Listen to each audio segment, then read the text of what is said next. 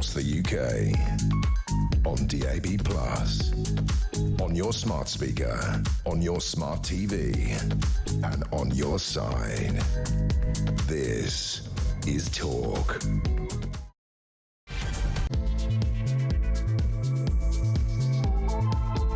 Very good afternoon. Welcome to Talk Drive. It's Monday. We're live across the UK. It's quiet in this office. I don't know what's going on. It's like a ghost town, but we are here now. Ryan Lanky is on holiday for a week. I want to share this story with you, ladies and gentlemen, because he told me 3 months ago, no, he doesn't sound like Starmer. He went, I'm going on holiday in May. A week later, Jodie, who is producing the show today and is in charge, said to me, I'm going on holiday in May. She's here today. He's not. He's in Corfu.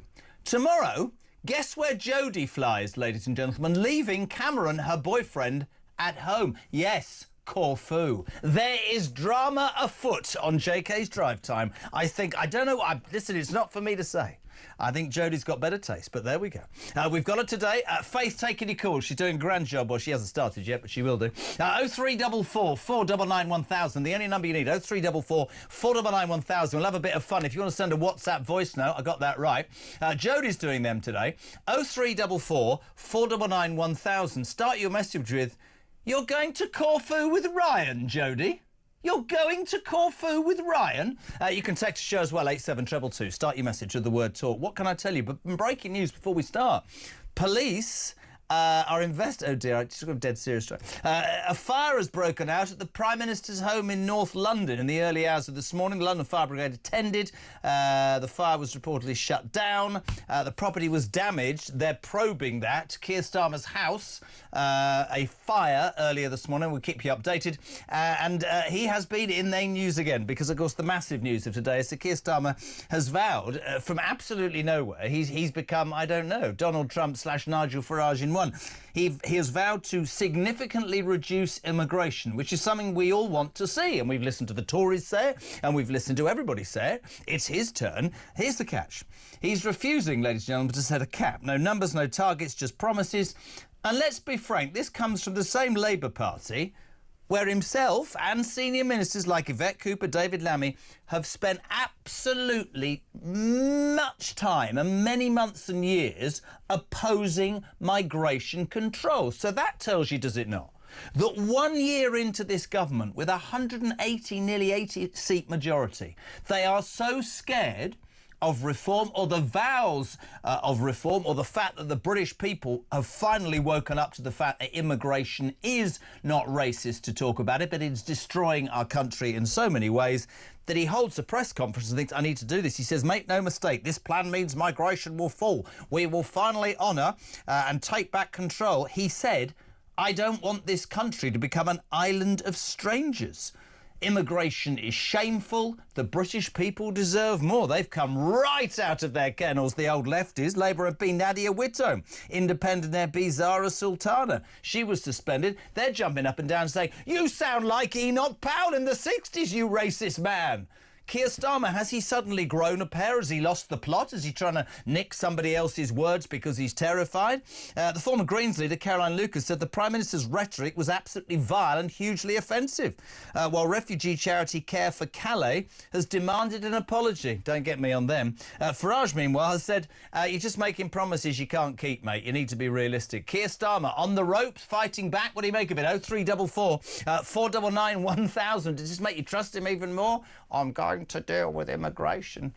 I've got to go, though, now, because my house is on fire. The other thing I want to talk about is the police. I mean, honestly, I swear to God, you go anywhere in this country and there seem to be problems, the length and breadth of housing estates and cities and countries and everywhere. A 71-year-old retired Kent police officer, Julian Fawkes, you might have read this story over the weekend, was arrested at his home. He was handcuffed by 6 officers who came from the force this man had worked for 10 years after he dared to question a supporter of a pro-Palestine demonstration on X. He questioned them. He got arrested. He was issued with a caution. It was later removed. But I asked the question, and Blexley will be here. What the bloody hell are our police doing? And you know, we can sit here and can say we feel sorry for policemen and women. But honestly, this has got to come from the very top. A 71-year-old retired policeman arrested in his house, right, for simply saying, I don't agree with somebody who's pro-Palestinian demonstration-wise, right? So he gets arrested, but you can do whatever the hell you want. I mean, on the day that Starmer stood up and said about immigration, there's pictures everywhere with young men getting to Dover and sticking fingers up and saying, we're here and God bless you. So much to talk about. And this is also going to send me right over the edge this afternoon. I do apologise.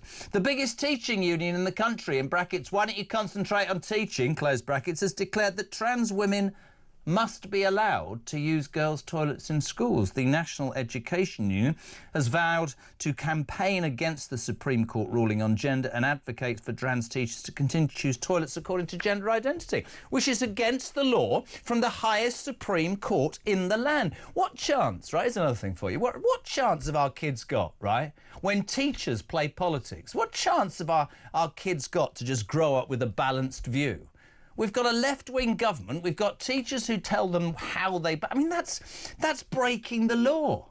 And we've got police that will arrest you for hurty words, but you can do anything else. The world's gone mad. 0344 499 1000. First technical problem, Jode. The tech's not working. So do you want to come in now or do you want to wait until we get... Let's get Jodie. This isn't working, love. It's not...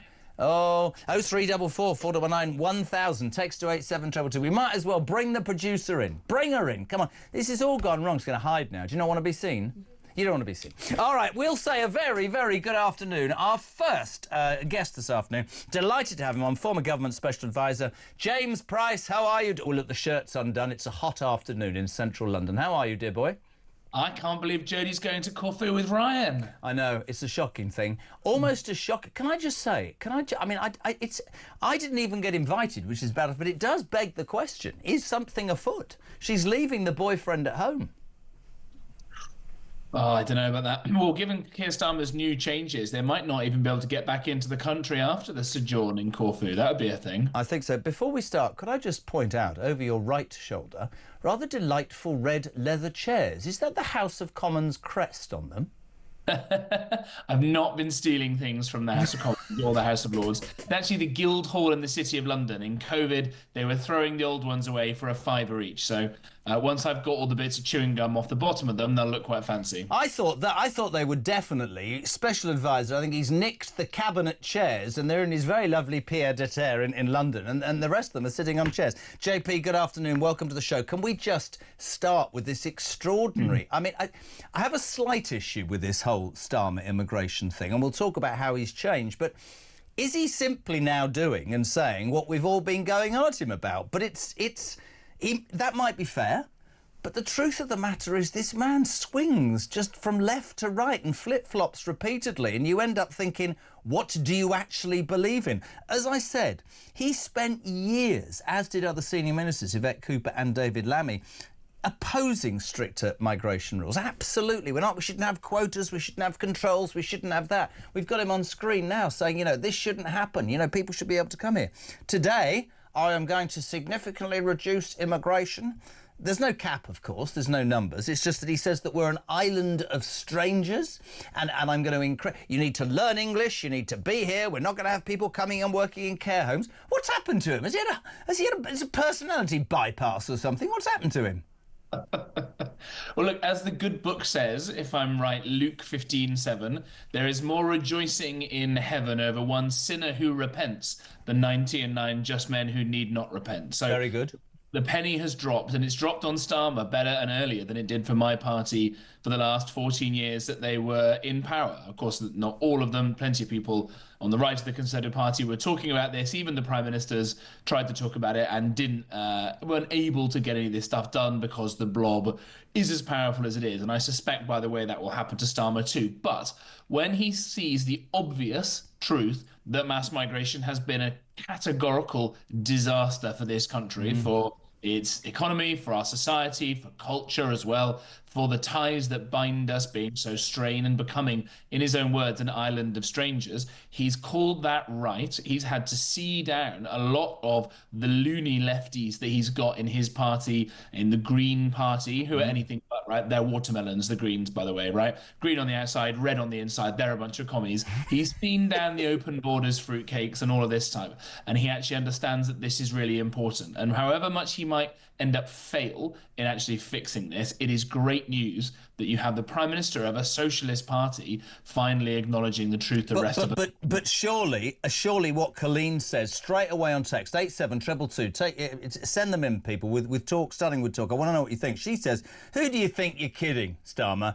You know absolutely that Nigel Farage and Reform have got you on the run. And it's the point I just made, right, which is 1 year in, with a majority of over 170 seats, you've got a Prime Minister sat in Downing Street, presumably looking at the numbers, thinking, oh yeah, people in this country are concerned about migration. We're not going to be able to sell it to them anymore by saying, oh, you know what, it's good, it's important, we should lead the world. The truth of the matter is, this is a massive, massive issue that any party cannot win any future election unless they come up and face this. I thought it was quite interesting today as well. Did you see Farage said he was sort of not jostled, he was sort of got at by Sky News, and he admitted that for skilled workers with vacancies, be it in industry or potentially in the medical industry, if there are no people, high class people, they would be allowed to come, but sticking to his principles. But you could look at that and go, is he changing? No, he said all along, we don't want mass illegal migration, but there are many parts of legal migration, if done correctly, that can be hugely beneficial to this country. But it's just been let go. But when I hear Keir Starmer go, it's about common sense, I'm sat here thinking, sorry, am I in the wrong building? The whole thing's bizarre. Now, I guess you can say great, he's switched on, Jay, but I think most people would go, what do you actually think, mate? Are you just trying to curry political favour here? Yeah, that's right. I'm sure he is trying to curry political favour. How do I know that? Well, he's a politician. What I would say is that the announcement that a white paper, which is not legislation, it's not a bill of parliament yet, no, but it's setting out the plan that they've got. That's what's actually been launched today. So yes, a long way to go. But it was announced that this white paper was going to come out around this time, back, I think, just before Christmas. So it's not a direct response to the reform surge in the local elections. I think it's more a response to the fact that even though Labour wanted, lots and lots of immigration, and under the new Labour years, they said, yeah, we're going to have loads of multiculturalism and rub the right's face in it and all that kind of stuff that they're on record as saying. Even that, I think I'm afraid to say that was too much, that the Conservative Party let in those last couple of years, the Boris wave that Boris Johnson unfortunately oversaw letting come into this country. And the dangerous and damaging effects have been so acute that even Keir Starmer and co have been unable to avoid looking at it. Now, some people in the Conservative Party spotted that.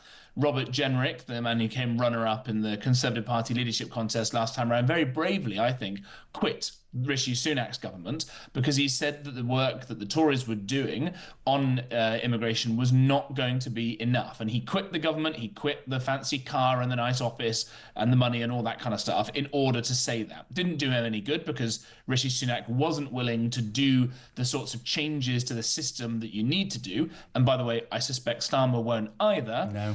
So some people, I think Jenrick therefore gets credit for pushing this. Farage obviously has to get credit for pushing this. I think there are a couple of Labour MPs who probably wouldn't thank me for naming them, who get some credit for this as well. But overall now, I still think the exciting thing, and this is, I think, the thing that people at home should probably pay most attention to, is there's no more pretending that immigration at this scale is a good thing anymore. Labour have said it's bad. They've said it's not working. Okay, they're doing it for political reasons, whatever. They've said it now. Yeah. There's no going back. And if they don't fix it, the right has an almighty weapon with which to destroy them at the next election. I mean, that's your point. I mean, look, he's upset. I was reading this. Labour MP Nadia Whittome, Independent MP Zara Sultana, who was suspended by Labour, of course, for rebelling against the government over two-child benefit cap, said Starmer had echoed Enoch Powell's infamous rivers of blood speech when she said he's fueling decades of racism and division. The Greens leader, the ex-leader Caroline Lucas, who, by the way, you're absolutely right, they just want to charge you 80% tax if you made some money. His rhetoric was vile and offensive, and the refugee care for Calais, what about care for Dover? They've demanded an apology. But the problem that he's got is summed up brilliantly, I think, by Brad in Cambridge on text. Listen to that two-faced hypocrite Starmer makes me feel sick. He has no genuine, sincere beliefs at all. He just bends with the wind. I never thought I'd say this, says Brad Wright, but in 2019, I loathed vile Corbyn, but at least he had the balls to stand at an election with the beliefs that he had, and he got more votes than Starmer. And I think that's your point. We can all go, yeah, good. The British Prime Minister and Labour have finally switched on. But is that just today? And like you said, what does it mean? I think we're all so hacked off with the fact that nobody seems to bring anything to the table. It's rhetoric, isn't it? Yeah, absolutely right. And the devil will be in the detail, and it already is. But for nerds who are listening, and I know there are plenty, if you want to go onto Twitter, and there's a guy called Carl Williams at the Centre for Policy Studies who somehow managed to read the white paper faster than ChatGPT did, has done a long thread of all the ways it's going to fall short. And you can see in there that it's a little bit of tinkering around the edges. It's never going to hit the right numbers anyway. And, you know, going from, 800, 900,000 extra people net a year down to just 300,000. Well, that's still terrible. That's still way more pressure. Do you think he's scared of reform, JP?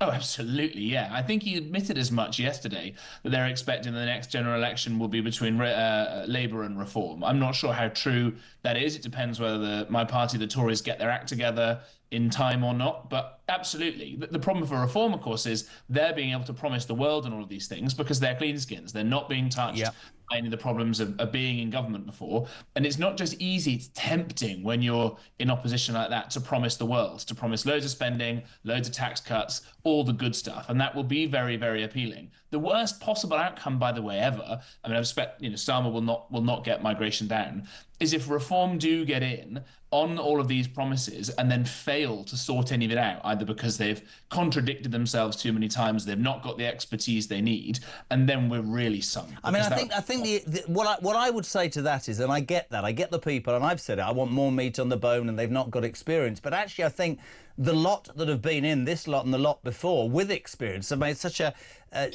dog's dinner of the whole thing that I think the British public are going, well, do you know what? People without any experience who have run successful businesses wouldn't actually be able to do anything worse. But I mean, today, for him to talk about common sense, he's going to tell migrants, being in this country is not your right. You have to earn it. I'm going to close, he says, an ECHR loophole. He says migrants will face a 10-year citizenship test. This is rhetoric, literally straight out of the right-wing form book. I mean, this is interesting. Reg, in the words of a true Labour man, tell the public whatever they want to hear and carry on doing what you're going to do anyway. He thinks we're all bleeding fools. I mean, I think that's it. Joanna in Salisbury. Don't fall for this migration crap from Starmer. More holes in it than a sieve. Nobody has the answer. Now, that depresses me, right, Jay, because I think there has to be an answer. I think there has to be a point at which somebody, Donald Trump-esque, says we're turning the boats round. It happened in Australia and all those, the Caroline Lucases and the Nadia Whittomes and all that, they'll bitch on forever. Not bothered.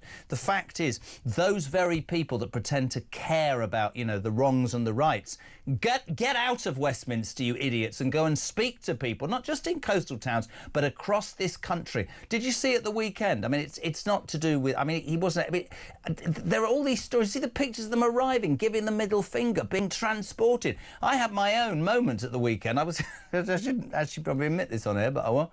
I was out with my son, and and I walked past a man, an old man with the RNLI bucket, and I had to walk straight past. And my mother volunteered for the RNLI for 30 years because they are nothing more than a migration taxi service nowadays. I'm sorry, it's an absolute fact, and I'm not going to give money to that anymore. And I think that people do feel really strongly, and I think you can argue on the one hand, right, yeah, he's grasped the nettle. What does it mean, though? I hate to think that politicians are so lacking in just anything, really, that they'll just throw out a line because the British people are demanding something is done. And that something might not be pretty, and it might not be nice, and it might upset 50% of this country, but something needs to be done, doesn't it, Jay?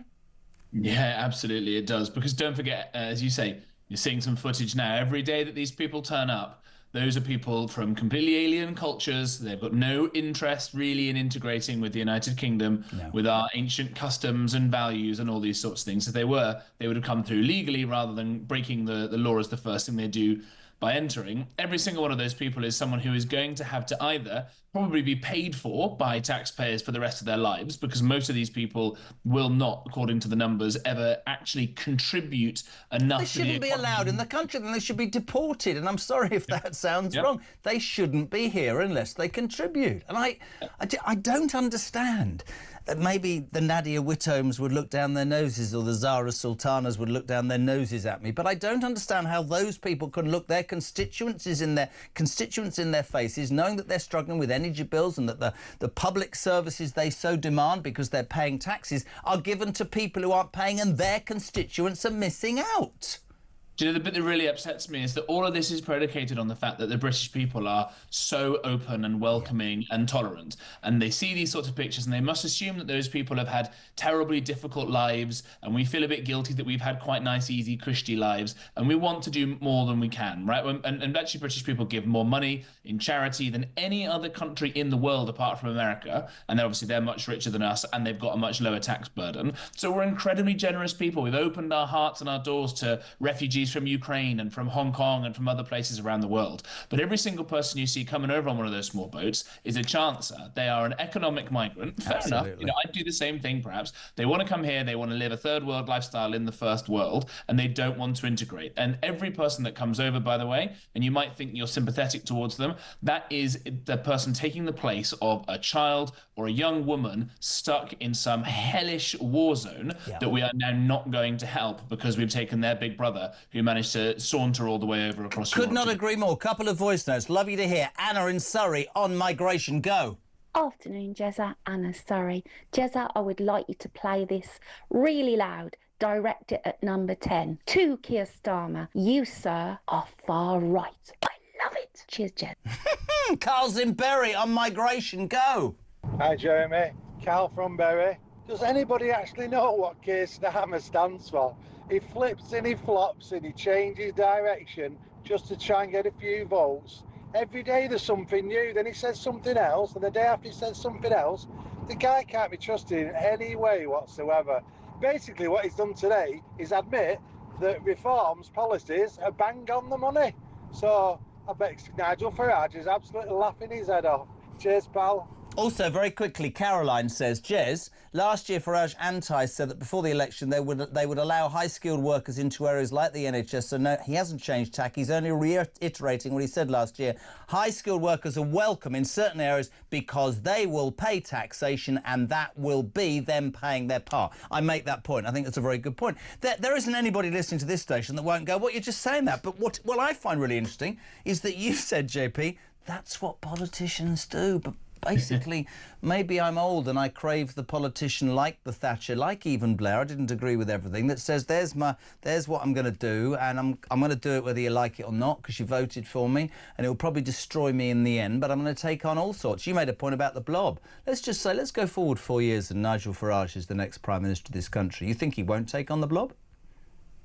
I think he'll try. I think the problem is that it's so deeply entrenched in every aspect of our lives now that it's very difficult to do. Liz Truss was not an amazing operator in her short stay at number 10, but she at least tried to take it on, and she was in too much of a hurry and it all went wrong. At least she tried, but it destroyed her completely. Rishi Sunak came in and he operated completely and perfectly safely within the confines that the blob allowed him to do.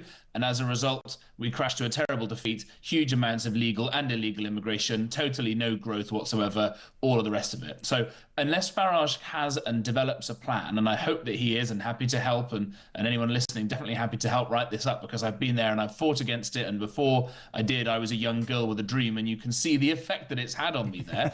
You need to have a plan on day one to scrap huge amounts of this stuff, to cut loads of the civil service down, to cut stupid numbers of these terrible quangos that hold power pretty illegitimately, I would say, and control over our lives.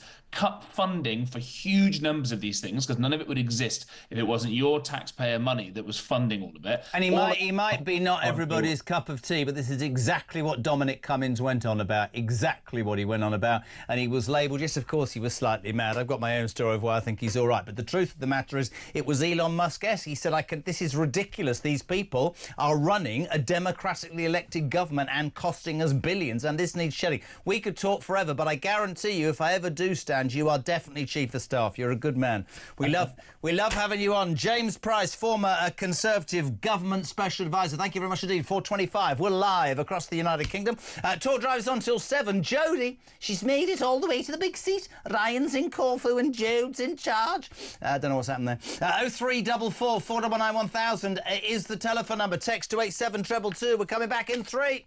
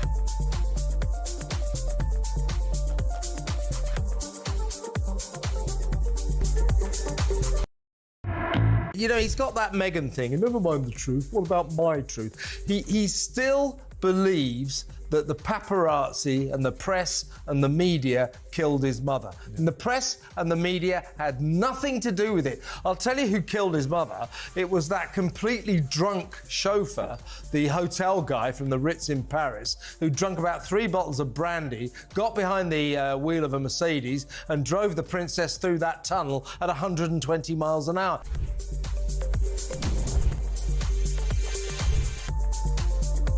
Yvette Cooper, Ed Balls, Tony Blair, all those people involved in that time and right through now have been a political party that have opposed criminals from being deported. They signed letters as a Labour Party to prevent people who had been boarded onto planes to be removed from this country who had been convicted of crimes. And now she has the audacity to repeat the same claim she once called racist and say that she will now remove people when her party has opposed it. Across the UK, on DAB+, on your smart speaker, on your smart TV, and on your side. This is Talk. 4:30, we're live across the UK. JK on Drive. I don't know why I'm singing it. Listen, voice notes, 87222. Start your message with the word talk. Everybody's talking about Keir Starmer, old flip-flop Starmer, who today is sort of has turned into Enoch Powell, according to some of the people on the left of the Labour Party. We don't want this to become an island of strangers. People need to learn English and give back, and I'm going to deal with immigration. Oh, I thought you'd spent years saying we shouldn't do anything about it. Paul, who's got a voice note, sing a song, go. Jeremy, you've discovered your own theme tune at long last, and it goes something like this. Who do you think you are kidding, Mr. Starmer, if you think old England's done? Come on, all of you, join in, sing along. We are the boys who will stop your little game. We are the boys who will make you think again. It works, Jeremy, doesn't it? It just works. It does work, Paul, but I would have expected a bit more meat on the bone. I need you to come back to us with a line, with a verse about Starmer. I've been very impressive, and I'm completely with you. 87222, start your message with the word talk. Paul's endorsed it for 6 years. Starmer has extolled the virtues of immigration. This morning, he's gone full hog and betrayed all those values. Why should anyone trust this man? Leslie says, are Jodie and Ryan going to the same resort in Corfu? Yep. It's not for me to say. She's here today, but she flies tomorrow morning. She's leaving Cameron, her boyfriend, behind. He is already there. Starmer fell into the trap perfectly. You'll never out Farage. Nigel Farage, he now looks like Enoch II. Poetry in motion, says Andy in Thatcham. Dave Clifford says, I need a job at Talk. If Ian has left to meet your wife and the other two staff are off to Corfu. All joking aside, I've just returned from a 2-week all-inclusive holiday in Tunisia where I met 5 others from the UK travelling alone, and it seems I'm the only one that's paid with my own money. They all said in conversation they were on PIP. One lady even extended a holiday another 4 days. Good to know taxpayers' money. Oh, don't get me started. Steve says, name one person who believes Sir Starling. Now, if he was to deport David Lammy, then I would begin to believe a little. Zoe, good afternoon, Jez. The only reason this gaslighting, coercive and manipulative government is waiting until next year for changes to migration laws is so that they feel they can steal votes off reform. They think that we, the British public, are so stupid to believe their lies, and that we will vote for them because of this. Sorry, you're done, pal. Blimey, he's only been Prime Minister 11 months. He's done. Wayne, I interviewed... Now, can I do that joke about when I was a recruitment consultant? I tell you what, I'm going to set a little challenge for you. I was 3 days as a recruitment consultant. I was 22 years of age, and a bloke came in. You might want to push the dump button, I don't know. And he literally came in, and his first name was Wayne, and we had to fill out a form, and I'll tell you at the end of this section what his second name is, so I'm not accused of putting it together. Afternoon, Jez. The only reason... Oh, yeah, fantastic. No one believes anything Starmer said this morning, and I think he shot himself in the foot with this. Now he's said what he said, it means neither he nor anyone else can ever say Reform or Farage are far right again. I would agree with that. And Christian, bring down immigration. It won't make a bloody bit of difference. He'll do what he always does, which is flip-flop and lie. So the guy I interviewed when I was a recruitment consultant, his first name was Wayne. We'll say a very good afternoon to the legend that is Peter Blexley, former police Met detective. How are you, sir? Very well, thank you. Can you guess what the man's second name was? I can indeed, but I wouldn't be so tactless. Yes, ladies and gentlemen, it was Kerr. 4:33. Peter Blexley, how are you? Jodie's just gone, no. Pete, we've talked about immigration with James. To you, I have to direct possibly one of the worst stories I think I've ever heard, but these are becoming a regular occurrence. A 71-year-old retired Kent police officer, Julian Fawkes, we hear over the weekend, was arrested at his home by the very same force he'd given over 10 years of his life to after he questions a supporter of pro-Palestinian demonstrations on X. Pete, 6 officers arrived, handcuffed him, detained him for 8 hours, questioned his wife's shopping list, scrutinised his bookshelf, ransacked his house. He was taken to the station and issued with a caution, but later Kent police apologised, acknowledging the distress caused, admitting the caution was inappropriate. They've been told to spend their bleeding time catching criminals. Pete, we talk about these stories every day now, man. It's ludicrous. Yes, depressingly, it is. Mr. Fawkes, who was a volunteer police officer, a special constable, for a decade, so every week surrendered at least 4 hours of his time to put on a uniform, patrol the streets, put himself at risk for no payment whatsoever, then writes a rather satirical kind of tweet, which was clearly beyond the comprehension and understanding of Kent police, who actually mistakenly thought he'd committed a crime, did all the things that you've spoken to, like the search and seizing things and looking at books and describing them as a bit Brexity. Absolutely astonishing. God. Take him to the police station and detain him. Now, because Kent police have expunged the caution that foolishly Mr. Fawkes accepted, word of advice here, everybody. If the police turn up at your house over some kind of post on social media, say nothing, get a lawyer, do not accept a caution. That's sensible advice. So now Kent Police have expunged this caution. What it says to me is that his arrest was unlawful, the search of his property was unlawful, the seizure of any of his belongings was unlawful, his detention was unlawful, and Mr. Fawkes, I'm told, is now suing Kent Police.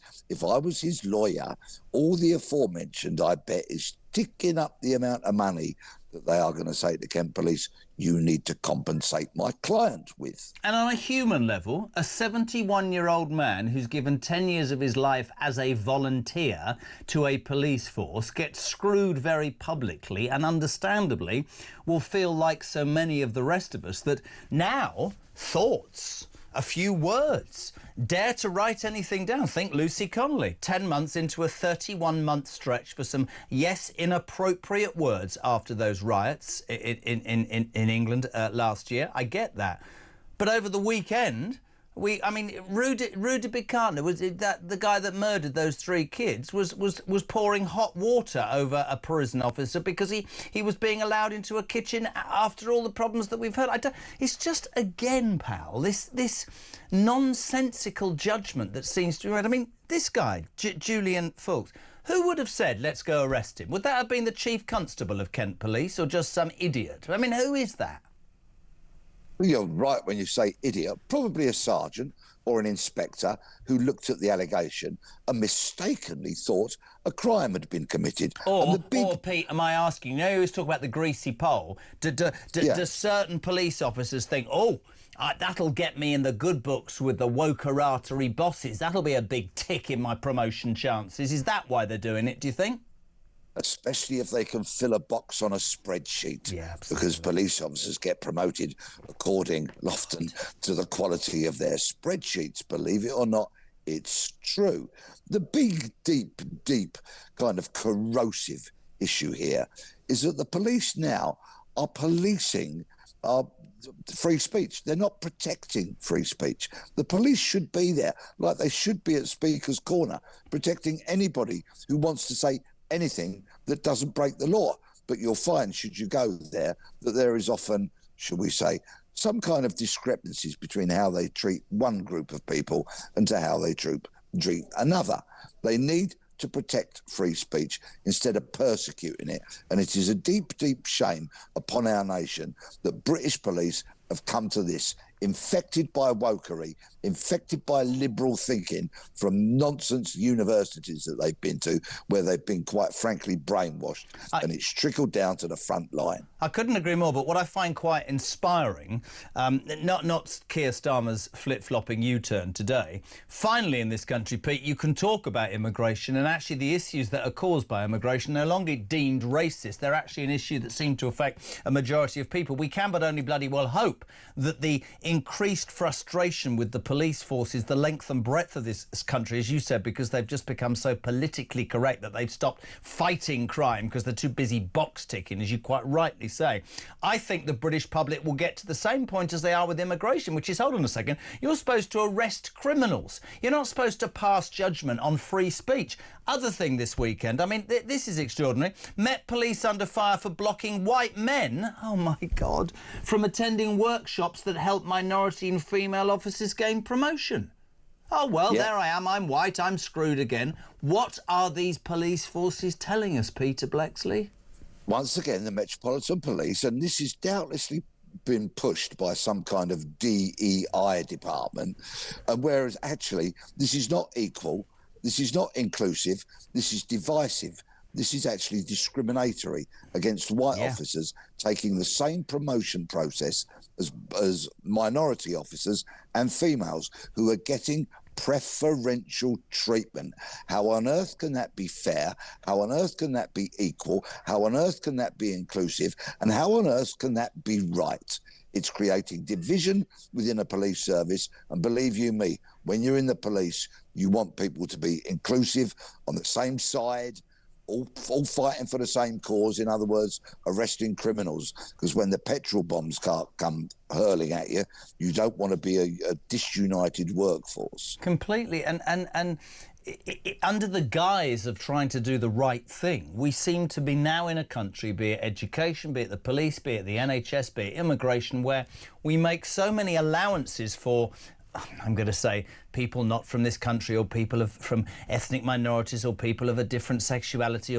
We seem to make so many. I'm not saying we shouldn't make some, but we're making so many, and now it's to the detriment of everybody else, and that's where the problem lies. I mean, we've talked about this. Is the other thing that would have sent me straight through the roof this morning if it wasn't the immigration thing. Yvette Bulls, as I call her, Mrs. Bulls, Ed Bulls' wife, Yvette Cooper, the Home Secretary, quietly, whilst old Starmer was giving his rivers of speech, you know, according to his own party, his Enoch Powell speech this morning, she's opened the door, Peter Bleksley, to a national grooming gang inquiry. One of the biggest travesties ever, to think that these girls were raped in Rotherham.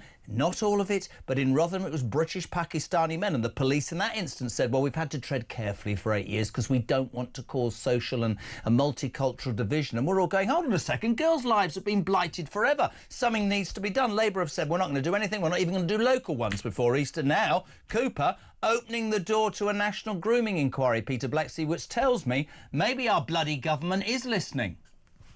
Please don't hold your breath on a statutory national inquiry into child grooming gangs, because I don't think it's going to happen. I think she was put under pressure by an interview on national media and she caved. That said, we shall have to see what Baroness Casey's report recommends. If she does go fairly and squarely for such an inquiry, then it'll stand a far greater chance of happening. Either way, never underestimate the perniciousness of this Labour government, who will do anything to protect their bloc minority votes, which gets their MPs into power in so many constituencies.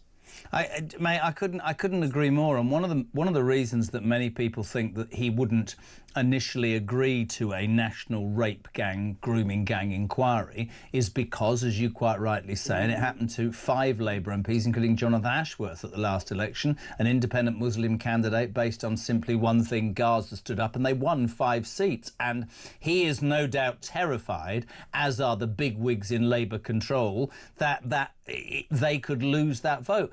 To me, that's appalling, though. To me, that says, oh, well, don't worry about the girls who raped, whose lives were absolutely battered. That's where all these do-gooders miss the point. These are innocent girls whose lives are ruined, Peter Bleksley, and those people should have been locked up and the key should have been thrown away. But just as an overview, as we said, you know, you think about the thought crime, you think about, you know, the Met Police blocking white men, you think about a national grooming inquiry. The police, in almost every aspect, are losing, I would say, by the minute, the respect of the British people. I don't think that's an over-exaggeration, do you? Trust and respect in the police has tanked over recent years, and there's many surveys that will support that statement. Unfortunately, they have become so indoctrinated from the very senior ranks, and it is sadly trickling down to the front line, where we get these nonsense stories time after time, just all the time. When will the police regain the notion of policing without fear and favour? When will criminals become the enemy, not people who post perfectly lawful things on social media?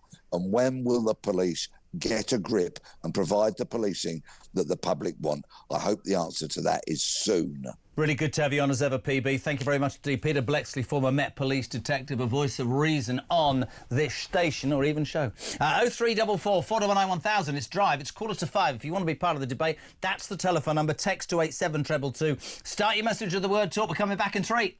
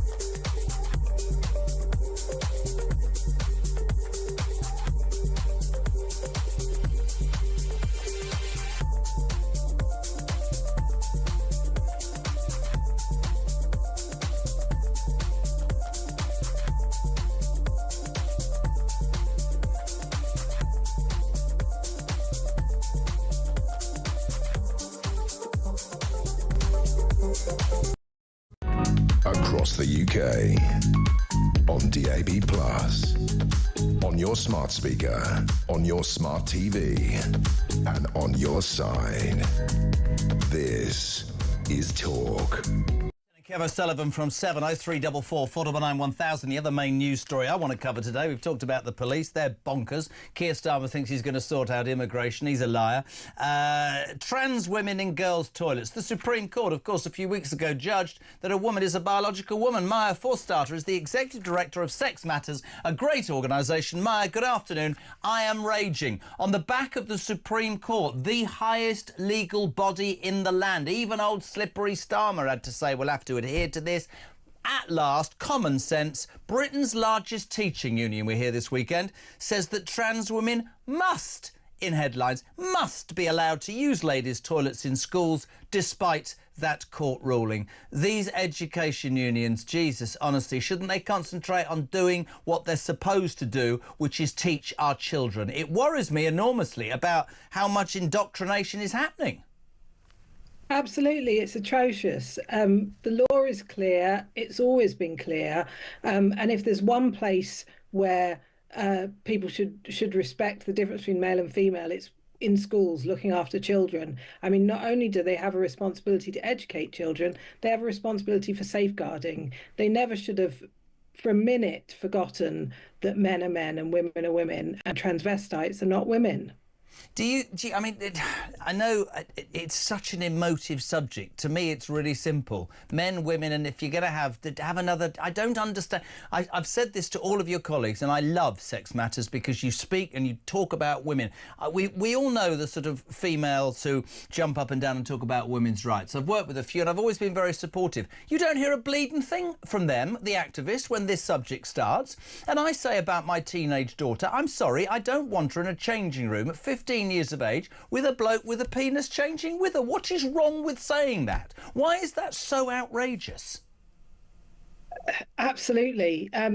You know, it's crazy, and it has been indoctrinated through the schools that children have been told that doesn't matter what's in your pants. A man can be a woman can be a man, and don't ask. That's what they're being told in schools when they should be being protected and just be there for education, not for messing around with who's in the toilets. Do you think this largest teaching union, which is, of course, I should name them, the National Education Union, do you think the government will come down on them like a ton of bricks legally if they break this or not? I hope they will. I mean, what I hope is that the government comes out with really clear guidance to schools, which we've been waiting, I think now 8 years for guidance to schools on this, not just about toilets, but about everything in terms of how they talk about sex and gender, and what do they do when there is a child in particular who is suffering from gender dysphoria or feels that they're not happy in their body. You know, schools have been saying to them, you can be the opposite sex. And I think what's really clear from the Supreme Court judgment now is that schools were selling these children a lie, and it was a lie that makes them unhappy and it makes them unsafe. They never should have done that. And I think now the government, the Department for Education, should come down with clear guidance for schools and come down on those that don't comply. I mean, I have so many arguments on this show. The church gets involved in politics. I want my children, the children in this country, to be educated by teachers who do not have an agenda. It should be about getting your children ready for adult life, getting them through the exams and teaching them how to grow. I'm not keen on some lefty union telling me that we're going to ignore the Supreme Court because that's my opinion, says the teacher, so I'm going to indoctrinate my children. I'll tell you what I've told all your colleagues. My daughter was at an all-girls school. There were 30 of them that joined at 13, and within 6 months, 11 of them were seeing a child psychologist because they were questioning their sexuality. Now, to me, that's sheep. I'll argue the toss with anybody. That is just wrong. There are kids with issues, I get it, but there's this sort of blanket approach to this, which is, you're all being really unfair. But I suspect that none of these people have teenage daughters. I could be wrong. Some of them do. That's the sad thing. Do they? But they still carry on like this. Listen, I have to say to you, Mara, and I say it to the ladies at Sex Matters the whole time, I think you do an amazing job, and I think the arguments and the support you get is absolutely correct, and we thank you as ever for coming on Talk. Thank you so much indeed. Maya Forstater, Executive Director of Sex Matters, 8 minutes to 5, if you want to be on. Maybe you want to talk about immigration and Starmer. Maybe you want to talk about the police. You get arrested for saying, I don't like that person. Fine. Maybe you want to talk about how, despite the Supreme Court saying a woman is a woman and a man is a man, the biggest teaching union in this country says ignore that. You should be able to go into any toilet you want at school. This is Talk Drive.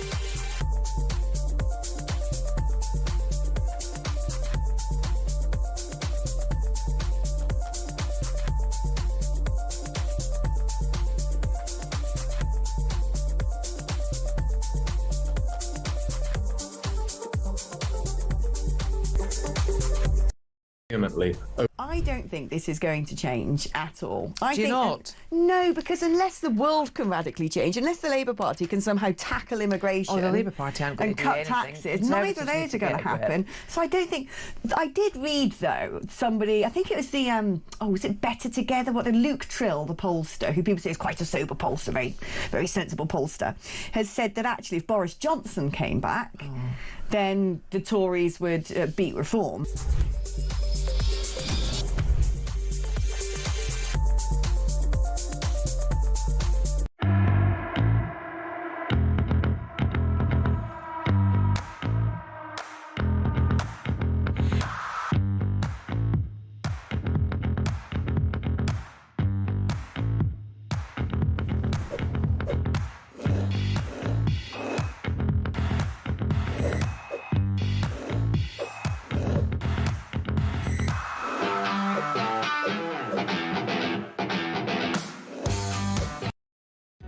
Across the UK, on DAB+, on your smart speaker, on your smart TV, and on your side.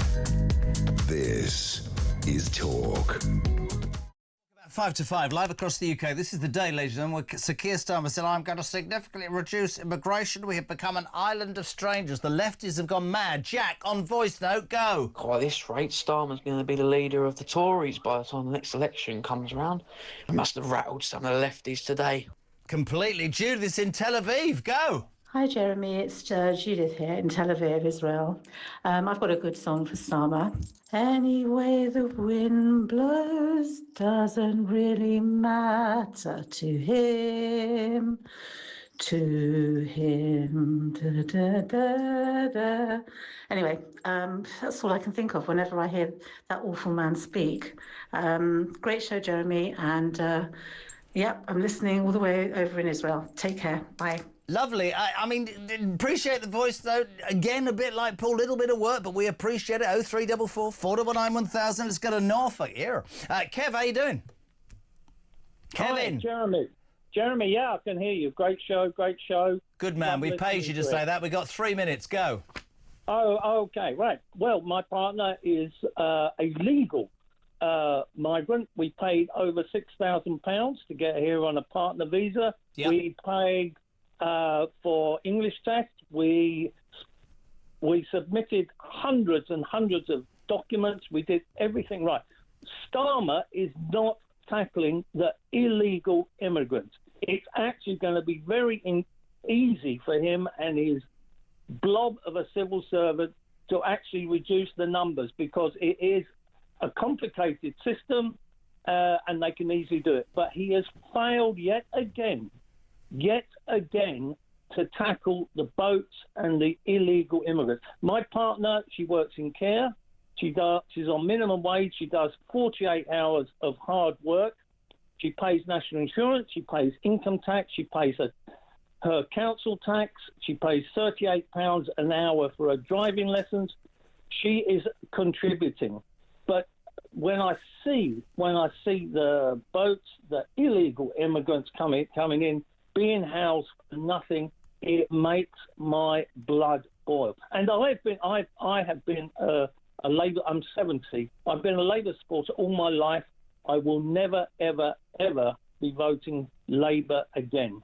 I think, Kev, you sum it up. I think there's a massive difference between legal and illegal migration. Started with Blair, and even Nigel Farage at Reformers said that there are certain instances of legal migration in certain sectors that are entirely beneficial, but it depends on you coming here and working. You will not, and I don't care who I get slagged off by, I really don't give a rat's backside. You will not convince me that people do not just come to this country because we are as soft as whatever, we give far too much away, and to the detriment of our own people. And that's where there is now a problem, and that is why Reform is tracking. And I'll tell you why they are, because the British people have gone, yes, we've always been kind and we've always been good and we've always done the right thing, but right now, and I'll say it every show until they fire me, we are 8th in the bloody queue behind migrants and everybody else, criminals. Everybody seems to get treated better than us, and all we do is pay our taxes and don't ask for a handout and don't break the law, and that's why people are hacked off. Your partner is the right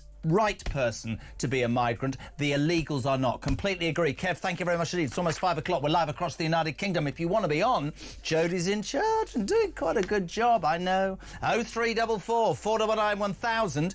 Text to 87222. Start your message with the word talk. We'll do the news at 5. It's next on Talk.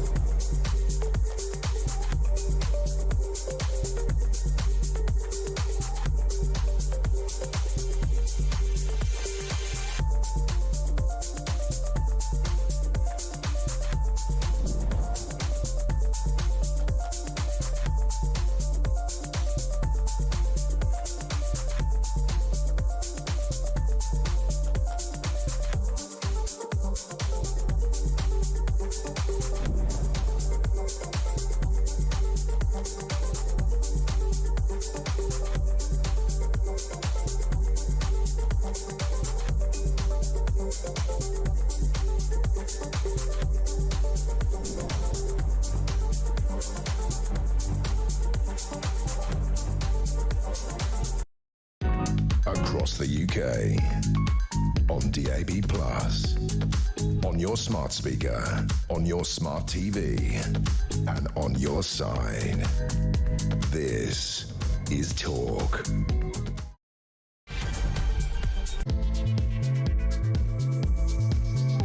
Welcome back. It's gone 5, hour 2 of Talk Drive for Monday, the home of common sense and free speech. Even Keir Starmer's nicked me bloody phrase now.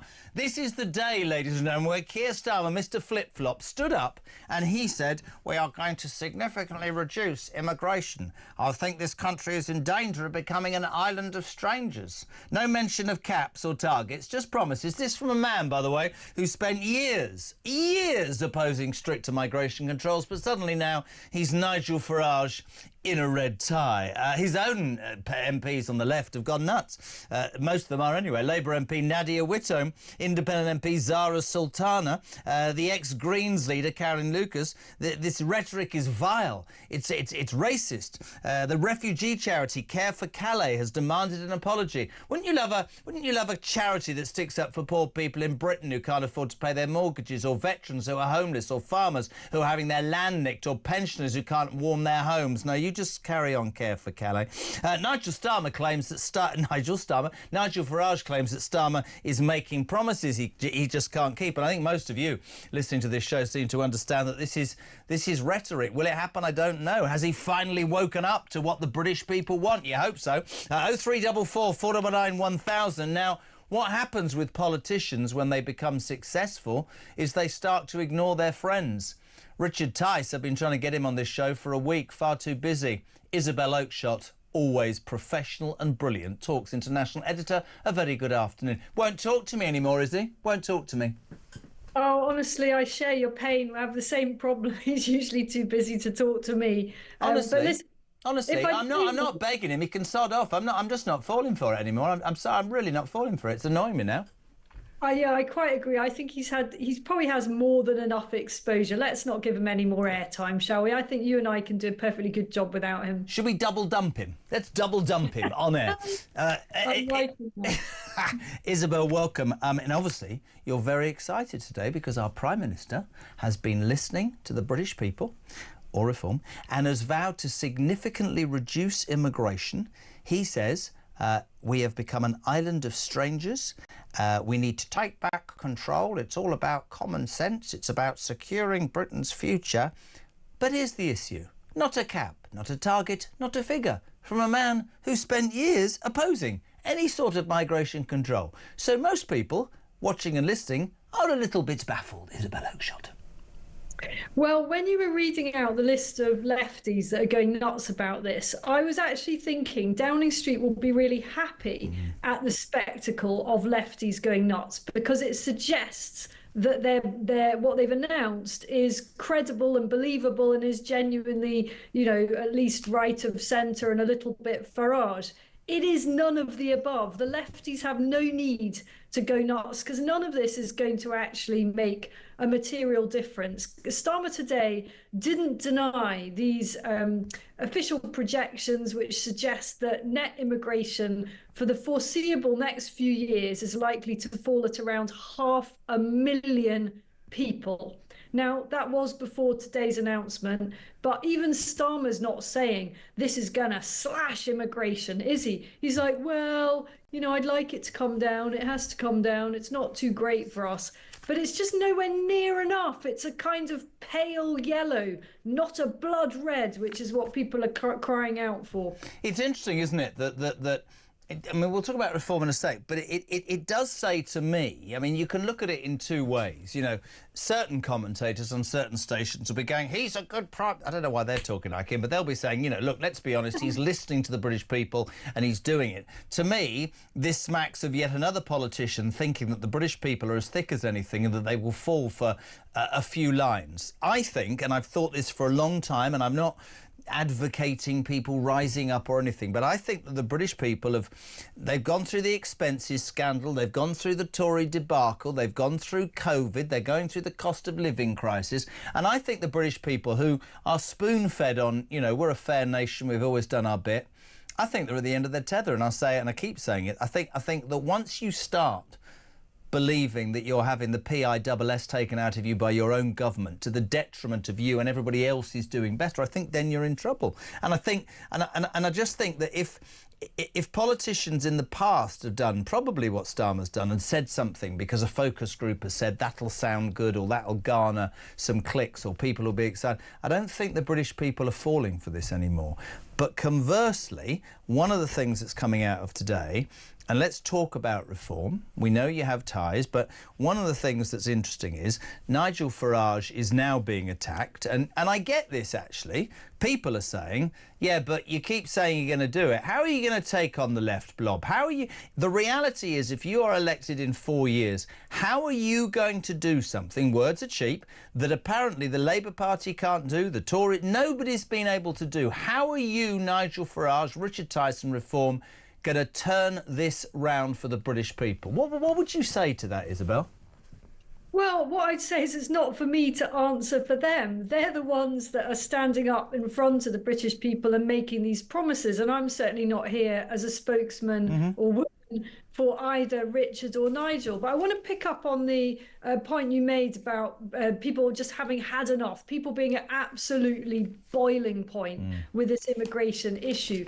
And there are two things that rankle people most, I think. The one is the spectacle of the Channel migrants and the special treatment that they get. Not only are they breaking the law coming in and all the national security fears around that, but also, as one of our callers said earlier, this whole idea that they come here and they get put up in nice hotels or houses, whatever, that is not going to end under anything that Starmer announced today. So that is going to continue being a running sore.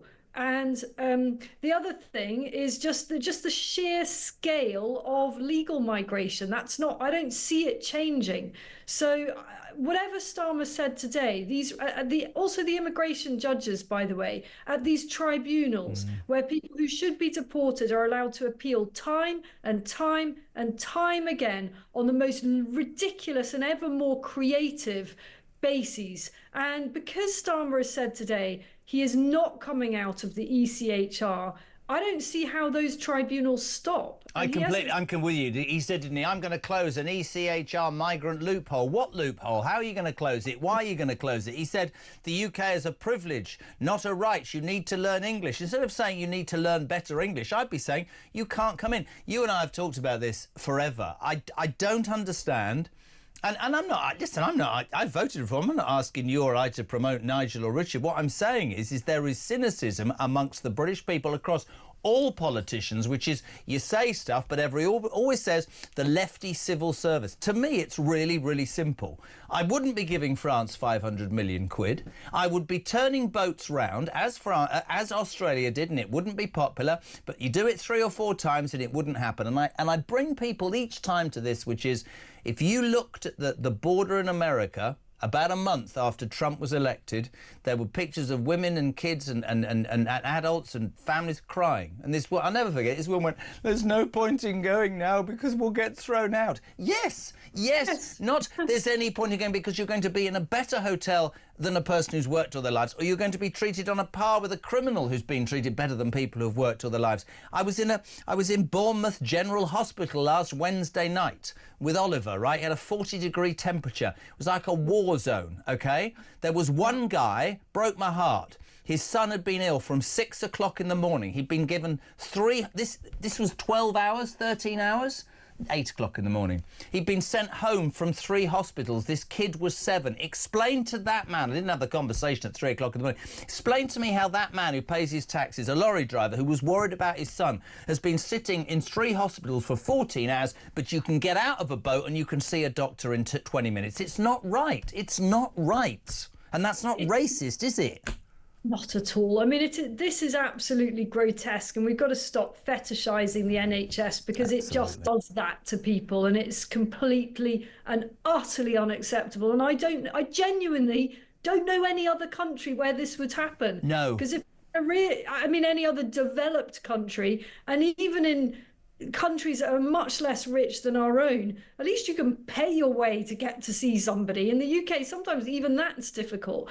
But to try and answer your question about, I hear this new critique, and it's a perfectly reasonable one. It's challenging reform to say, to give more detail, to put more flesh on the bone. What I would say is reform now has to perform in those councils that it now controls. And the party knows this. And if they do perform in those councils, and if they are seen to be pushing the boundaries of what they're able to do legally. So, for example, trying to shut down or keep out migrant hotels in their area, then they will get the credit for that. Absolutely. And they know that full well. You're absolutely right. It's like a dress rehearsal on a local level, isn't it? People want to see, they want to see reform and how it works. But I'd go further and say, the reason that I think reform, starting with Richard, to be fair to him, has really just gathered momentum in my mind because it's absolutely talking about the things that people are now no longer scared to admit that they actually are concerned about. Listen, I don't often say this on this show. I did a show for 15 years on ITV, right? That was the most watched daytime television programme, and 90% of the people would never admit that they watched it, right? Because it was their guilty pleasure. I think reform was that for a lot of people, and I don't think it is now wrong for people to say, I'm proud to be British. I think I'm getting a raw deal compared to people who are coming in this country. I've always lived my life correctly, and I want somebody to stand up for me. That doesn't make me a horrible person. It doesn't make me a racist. It doesn't mean that I don't care about people in war-torn countries. But I don't see how hordes of men coming over here and leaving their wives and kids and being treated better than me and committing crime. I don't think dissing them is a bad thing. I think it's the right thing to do. And that's where I'm at, Isabelle, completely. And I think a lot of people are as well. I think the whole conversation has changed. Some of us have got scars on our backs from fighting for this stuff for years and years in which it was not just unfashionable, but completely taboo to be aggressively questioning and challenging the scale of uncontrolled immigration. Those of us that have been at the forefront of this political debate have been called every name under the sun. And that's fine. We're used to it. You stick your neck out. You've got to be ready to get bashed here or there. But what really pleases me now is that this is just now so widespread that people are feeling much braver and emboldened to say what they're really thinking because they know they're not being racist, just like I never was being racist. Of course I wasn't. It's not about nationalities, it's about numbers. And I think that is now absolutely percolating. There's no turning back now. Reform is pushing the other parties. However this ends up, maybe reform blows up, I don't know. But already it's achieving. Today, our Prime Minister, a left-wing socialist Prime Minister, is saying, and I quote, our country's becoming an island of strangers. People on his side of the party have said that it sounds like Enoch Powell's speech fueling decades of racism and division. For him to even say that says to me that reform are absolutely cutting through by a mile, man. Yeah, I mean, these bleating knee-jerk reactions, they're so feeble, aren't they? There was nothing in that speech that was divisive, that was unpleasant, that was hateful, none of those things. Far be it from me to stand up for Keir Starmer, but it was a pretty... A bit lukewarm, wasn't it? Speech, really. It was all right. It wasn't particularly out there, in my humble opinion. I want to do a call with you. Can I do a call with you? Because I love doing calls with you. I want you to co-host this show. Let's go to Wolverhampton, which is brave. Stephen, you're on Talk Drive. Isabelle's with me. What you got? I wish that this government would actually put a massive tariff onto France, and it's about time they paid us back for all the things that we've done for France over the decades. So that's the only way you're going to solve it, by put a massive... Forget all the products that come from France. We don't care. We've got our own wine. We've got our own cheese. We've got our own champagne. So we don't need any of it. So put a massive tariff on, and that'll soon give them the kick up the you-know-what. It's quite interesting, Isabelle, isn't it, what Stephen's saying? I'm loving that idea. I'm going to push up the chain of command and see if I can get that one going. They all laugh at Trump. But overnight, apparently, China wants to make a deal. They've all laughed because he's gone. I'm not being ripped off anymore. I'm raising tariffs. We give France £500 million, which could be spent on... That's a third of what they were going to save, by the way, on freezing pensioners so much and so badly this winter. Why give France that money? They don't do anything to stop the boats. He's so right. Let's take away their fishing licences as well. I've never liked the French. What? 100%. Definitely, we should take away the fishing licenses. Look, the only way to do this is to get confrontational. I think Trump, I wouldn't want to follow all of his examples, No, not but he at all. does have some idea how to negotiate, doesn't he? And how you negotiate is not to say, here's 500 million, do your best with it, and if you don't achieve anything, we'll give you a bit more. Completely with you. Thank you, Stephen in Wolverhampton. Namesake Stephen in Cambridge. You're on Talk Drive. Isabel's with me. What you got? Well, basically, I just said to the your lady on the phone there, Kenny Badenoch's missed a trick. Again. Because, it just proves that the Conservatives have got no inclination to stop immigration, the same as the Labour Party ain't, because she should have been on all the national TV programmes this morning saying, yep, I totally agree with what Keir said, call an emergency sitting of Parliament, we'll get in there and... the Conservatives will vote with Labour to pass any legislation that they need to sort out the migrant crisis. Yeah, but you say she's missed a point. I would listen. I think I've said, and I'd love Isabel's take on this. I've said this for months. I'm past listening to politicians on the Tory side say to me, well, it's really important that we learn where we went wrong and we sit down and we work out what the British people want.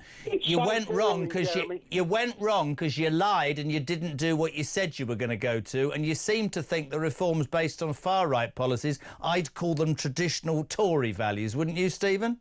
Yeah, and that's exactly why they're suffering. Yeah. But... you couldn't get a fag paper into Parliament when they wanted to stop Brexit for them in their part, legislation and bills But for something as important, this same as the rape inquiries, they've got no intentions of doing it whatsoever. Couldn't agree more. Stephen in Cambridge, thank you. Isabel, you'd agree with that. Is this just words? Is it going to happen? You said at the beginning, probably not.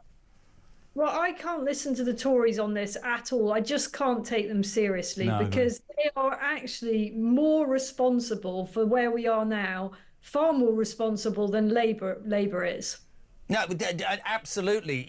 I'm far be it from you and me to stick up for Sir Keir Starmer. He's been in 11 months. This is a succession of Tory Prime Ministers, notably Johnson, certainly Theresa May, most definitely Rishi Sunak. I think the nutty one had it right, but she went like a million miles an hour to the gallon, didn't she, old Liz Truss? But again, for me, it's really simple.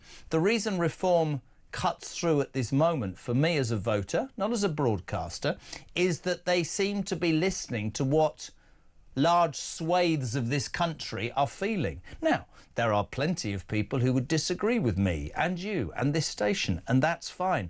But if you're Keir Starmer, and I said this in the election, do you remember we were talking about it, and I kept saying, he's making his tent so big.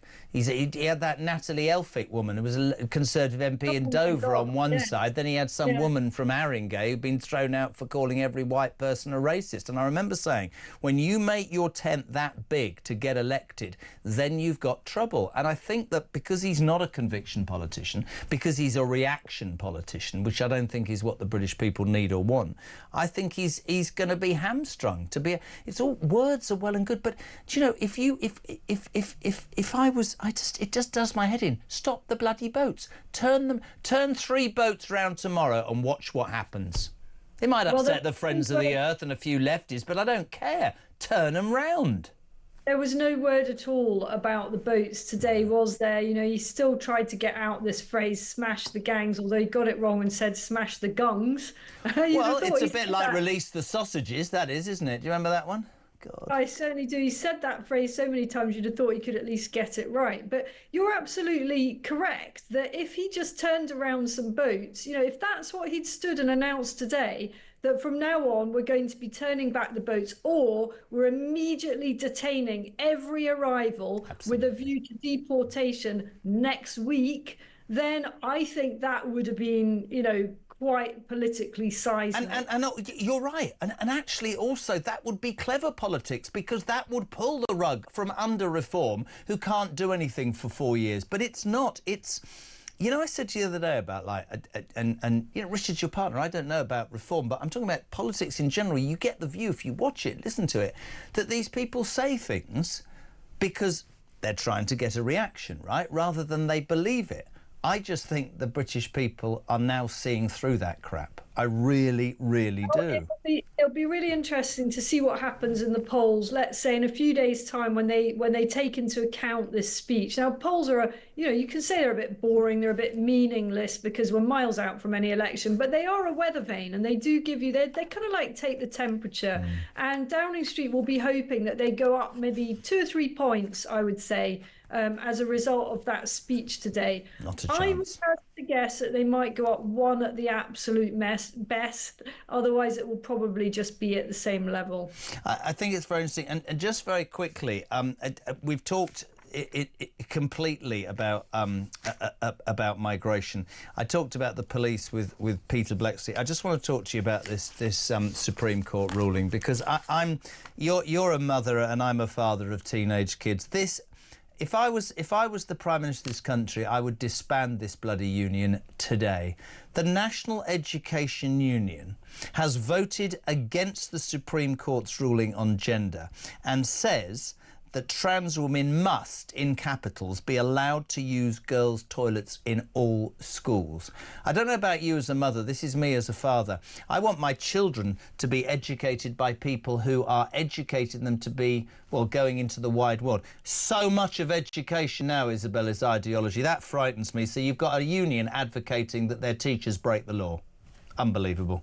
I mean, it's just appalling. We want our schools to be, in a sense, cheesy word, but safe spaces for our children, where their brains aren't muddled by this absolute nonsense. It's worse than nonsense. It's actually cruel to confuse young people with all this stuff. It's not necessary.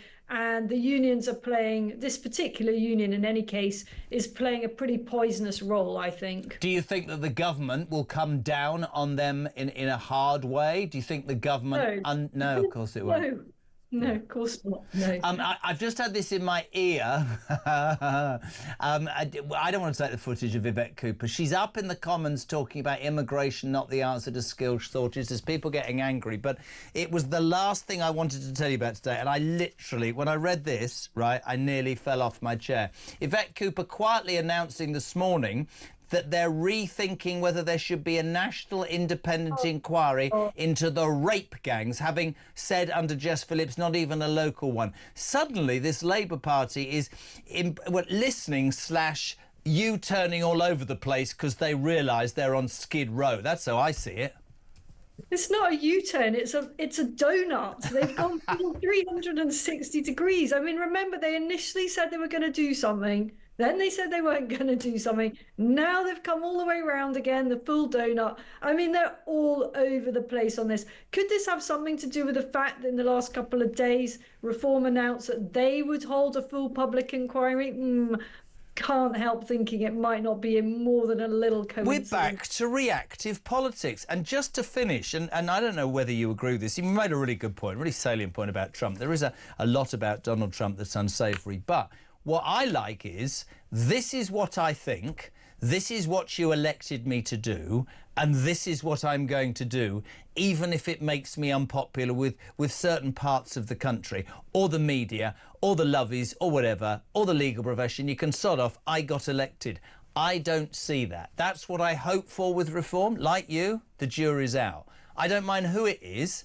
And I also think that politicians should understand nowadays that people, the British public don't mind flaws. I mean, we've had all the rent boys and the cocaine and the fraudulent money and all that sort of stuff. I think they're prepared for people to make mistakes as long as they're true to their word. That's it. Yes, and as long as there's no lying. I mean, lying crosses a line, doesn't it? And that's why, Boris wasn't forgiven, and the idea that Boris can come back and kind of be the, the knight in shining armour to rescue the Tories, I think is for the birds, because he's exposed as a liar, something that he has done much as I like the man, he's done throughout his career. And, you know, that's forgivable perhaps in a social context, as a friend to have a drink with or something. It's not forgivable in a British Prime Minister, or at least it shouldn't be. So good to have you on. Tish, you dumped. Isabelle Oakshot, legendary. Thank you so much for being on the show. Isabelle Oakshot Talks International, editor 526, live across the UK on the day, ladies and gentlemen, Monday, May the 12th, when Sir Keir Starmer stood up, a socialist Labour Prime Minister, and said, I am going to significantly reduce migration. I'm not going to tell you how or how many, but our island is becoming an island of strangers, and it should be a right, not a privilege. Or a privilege, not a right. I got that wrong, if you know what I mean. He's been absolutely attacked by the left wing and the right wing. In fact, he's been attacked by everybody. But suddenly, he's done a whole donut. That's my favourite word with Isabelle. What do you make of it, team? 0344 499 1000. Talk Drive.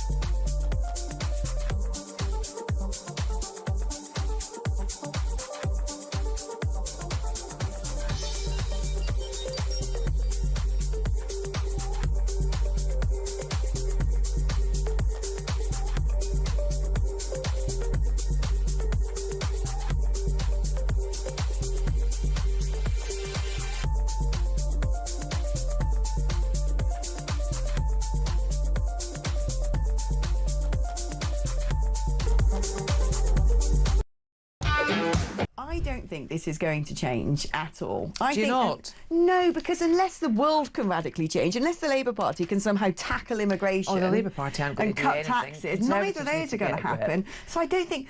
I did read, though, somebody, I think it was the, was it Better Together? What, the Luke Trill, the pollster, who people say is quite a sober pollster, very sensible pollster, has said that actually if Boris Johnson came back, then the Tories would beat reform.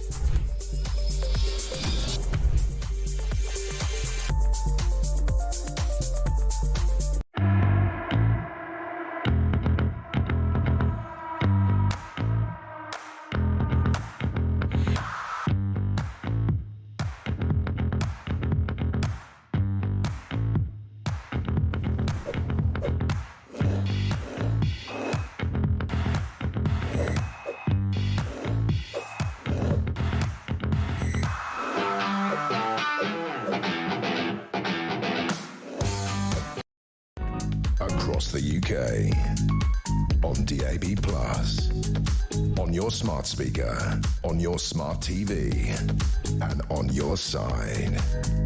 This is Talk.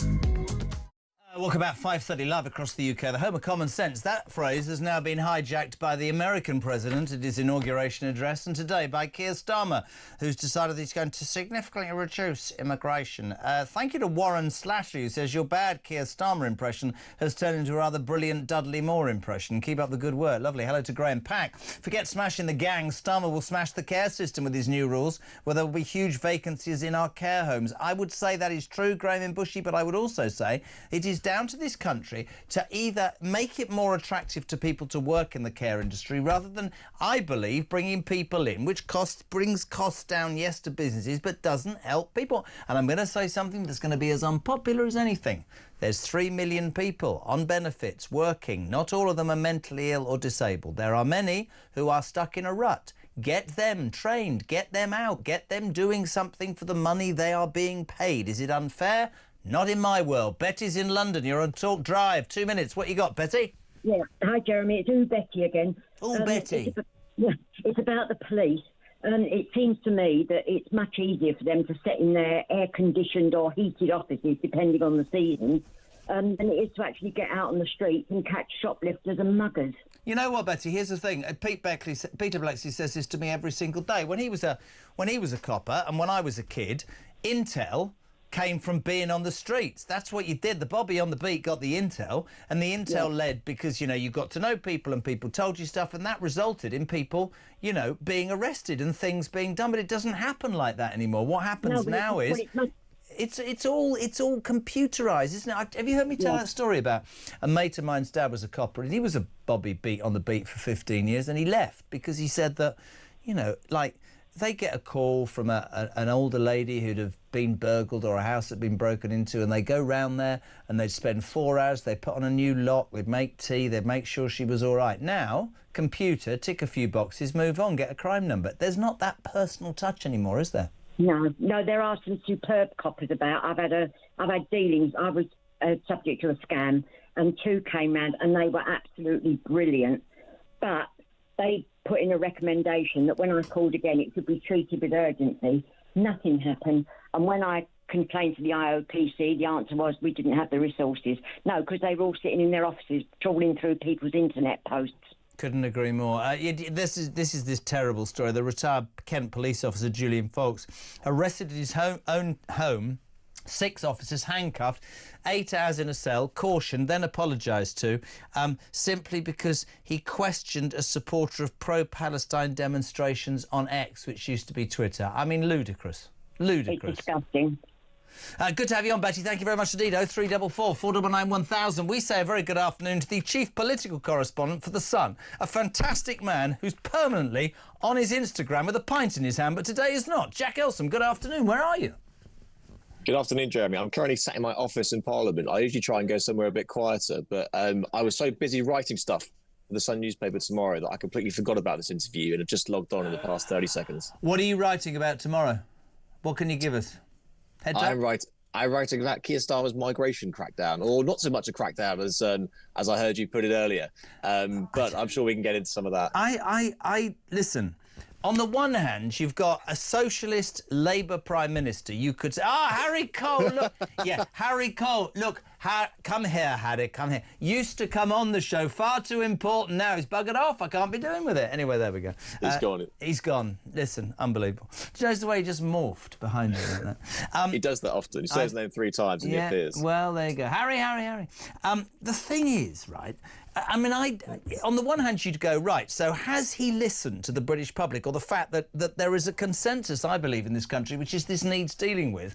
You can say that, but absolutely everybody who has texted and called and emailed and whatever, voice noted this afternoon and throughout the day on this station has said the same thing, which is, hold on a minute, this is from a man who spent years opposing stricter migration controls. There's no cap, there's no numbers, there's no targets. Yes, it's upset a few of the vegan left-wing nutters, like was that Labour MP Nadia Whitome and Zara Sultana, the independent MP. They're going, oh, it's racist and vile. But to me, Jack, and I'm being really honest, this is pure political posturing, and I don't believe for a minute it will make a blind bit of difference, because I don't think it's his conviction. I think it's reaction politics again, pal. I really do.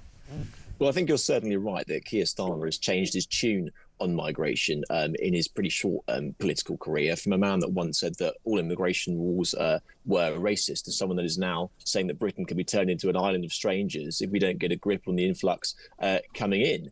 It is a remarkable gear shift, I think, from the Prime Minister.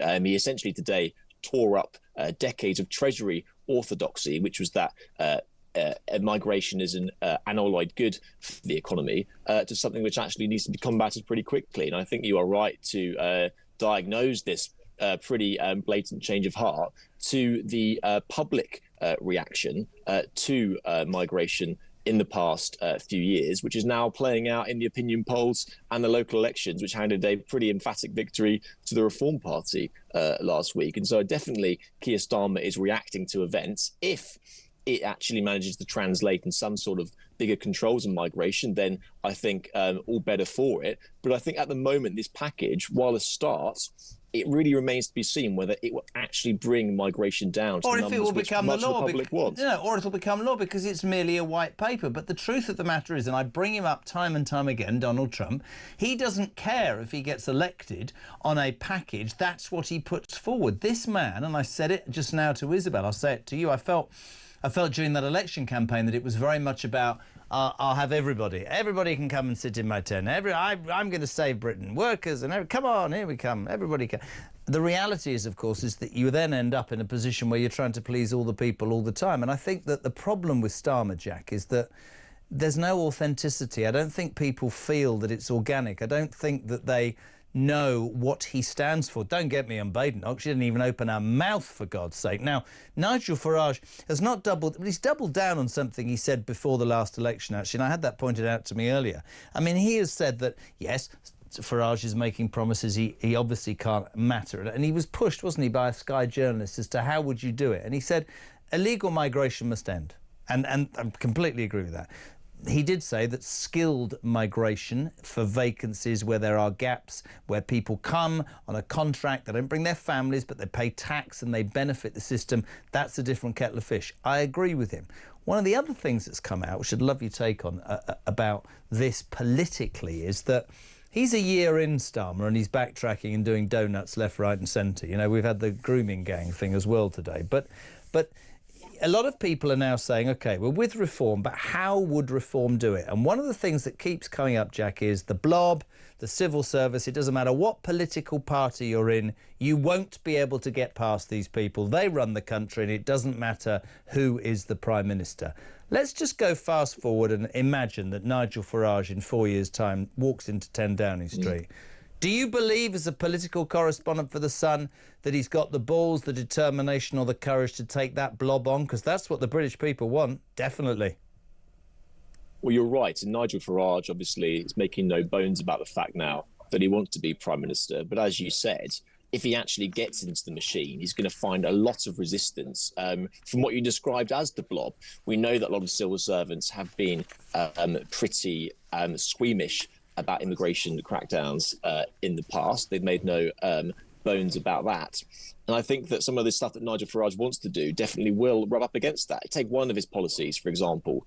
I'm not sure if it's still his policy, but it definitely was Reform's policy at some point to literally take people back who land on small boats in this country and take them straight back to France. Now, at the moment, it seems that would violate some sort of international law, and therefore, if it was ordered by Nigel Farage to do that, civil servants would just down tools. We don't have a system like in America, where after every election you have a massive influx of political advisors who go into the administration. We have a big civil service here, and at the moment, Nigel Farage, I think, is going to be at pains to be able to tackle that. It was you who told me after the last election that only 200 people, which is frightening, but an important point, would change their jobs. 100 ministers and 100 sort of special advisors. Let me bring you to that specific point. I wrote it down. You said, let's go forward 4 years. Farage says, and they'll down tools. Can you explain to me how we live in a political system, right, that says, and I quote, unelected, highly paid officials have more rights than democratically elected politicians? That's ludicrous. Ludicrous. Yes, and I think the civil service would say that in their code they wouldn't be able to break any sort of international laws. Now, whether Nigel Farage could, in fact, change those laws or pull us out of various treaties, I'm sure that would be the answer he's saying. He's already said today that within his first few weeks as Prime Minister, he'll pull us out of the European Convention of Human Rights, something Keir Starmer ruled out entirely today.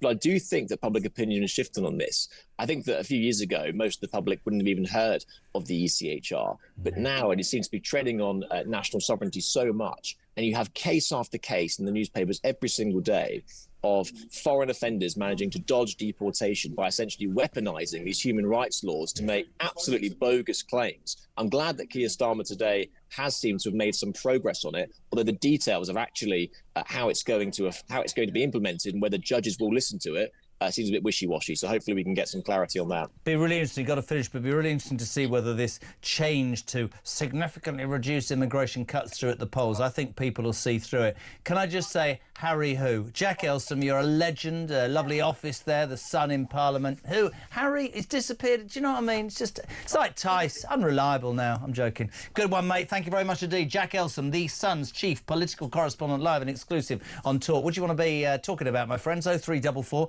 499 1000. Margaret Graham says, Jez, I agree with you. How on earth does a country bring in care workers when we have a massive number of unemployed people here getting money for doing absolutely sod all? I couldn't agree more. Talk Drive.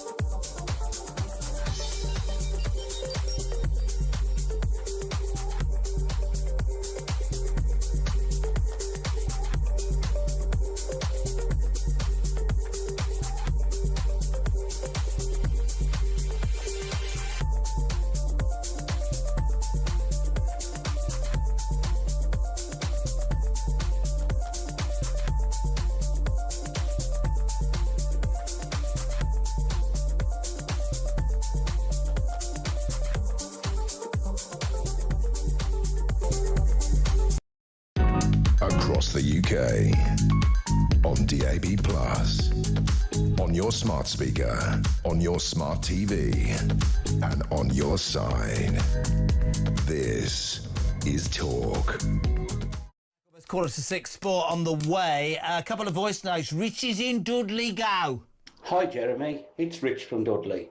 What a breath of fresh air Peter Blexley is. I'm a similar age to you, Jeremy, and when we were kids, all the police were like Peter Blexley. And I tell you what, you didn't want to run into them. And if you did, you knew about it. But the streets were safe, our homes were safe. We knew law and order and we respected authority, our parents, the teachers. Nowadays, it's all gone. There's no respect for any authority in this country anymore. It's got to change. Let's all stick together and keep fighting the battle. Great show, Jeremy. Couldn't agree more. Not about the show, about what you said, Rich and Dudley. Ian, trans women in female toilets, go. Hi, Jeremy. It's Ian from East Grinstead. My header in my hands. You know, I'm listening to the lady from the schools who's talking sense. I'm sorry I didn't catch the name of the organisation. And saying they've been waiting 8 years for guidance about what a woman and what a man is.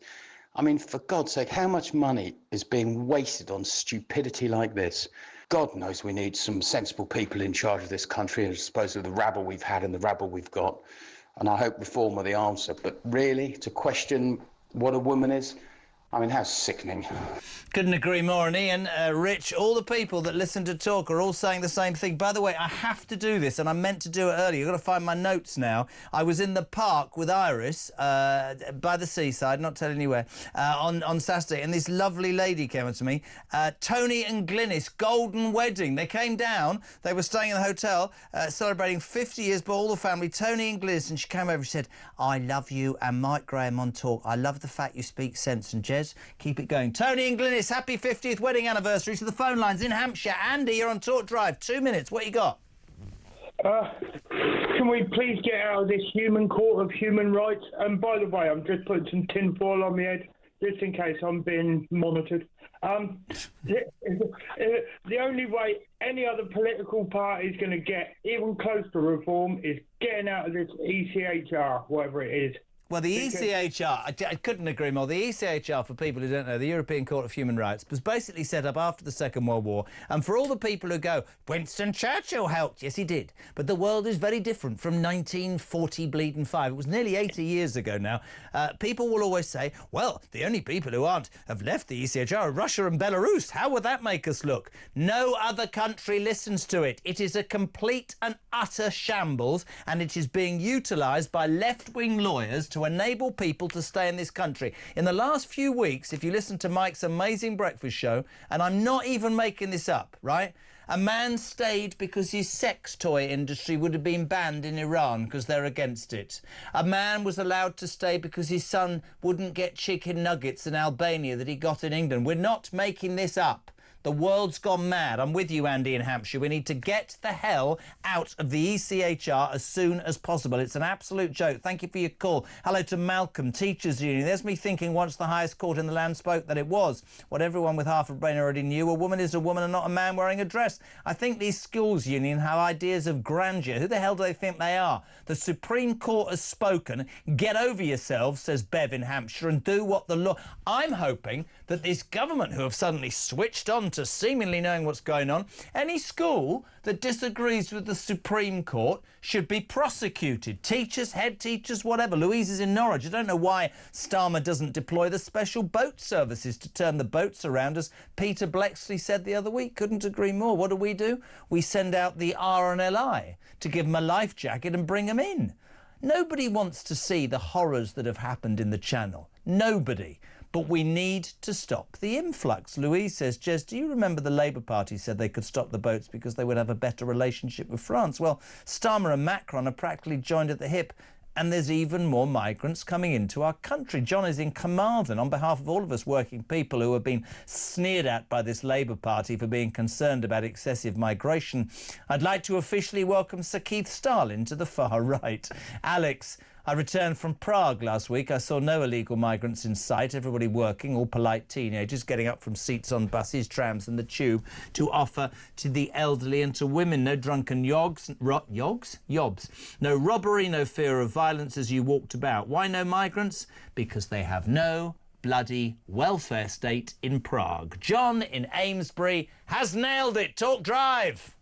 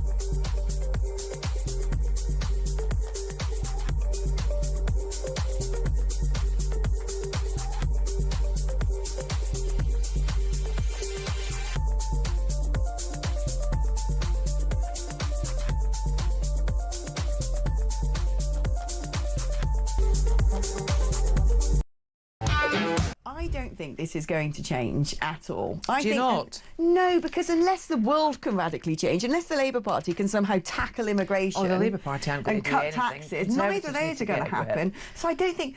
I did read, though, somebody, I think it was the, was it Better Together? What, the Luke Trill, the pollster, who people say is quite a sober pollster, very sensible pollster, has said that actually if Boris Johnson came back, then the Tories would beat reform.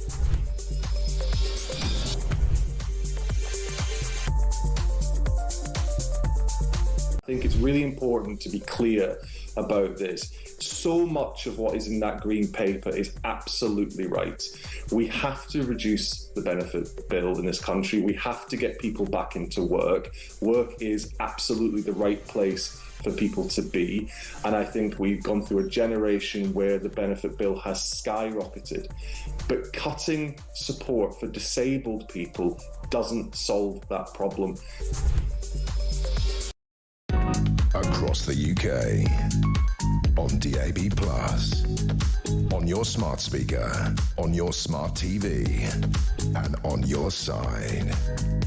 This is Talk. The home of common sense and free speech and the home of Mike Graham's Morning Glory, the best breakfast show in the land, the only way to wake up. Back tomorrow morning, 6 a.m, Monday to Friday. The legend that is Mike Graham. I now get talked to in parks by 70-year-old women who go, do you know Mike? Yes, I do, and he's brilliant.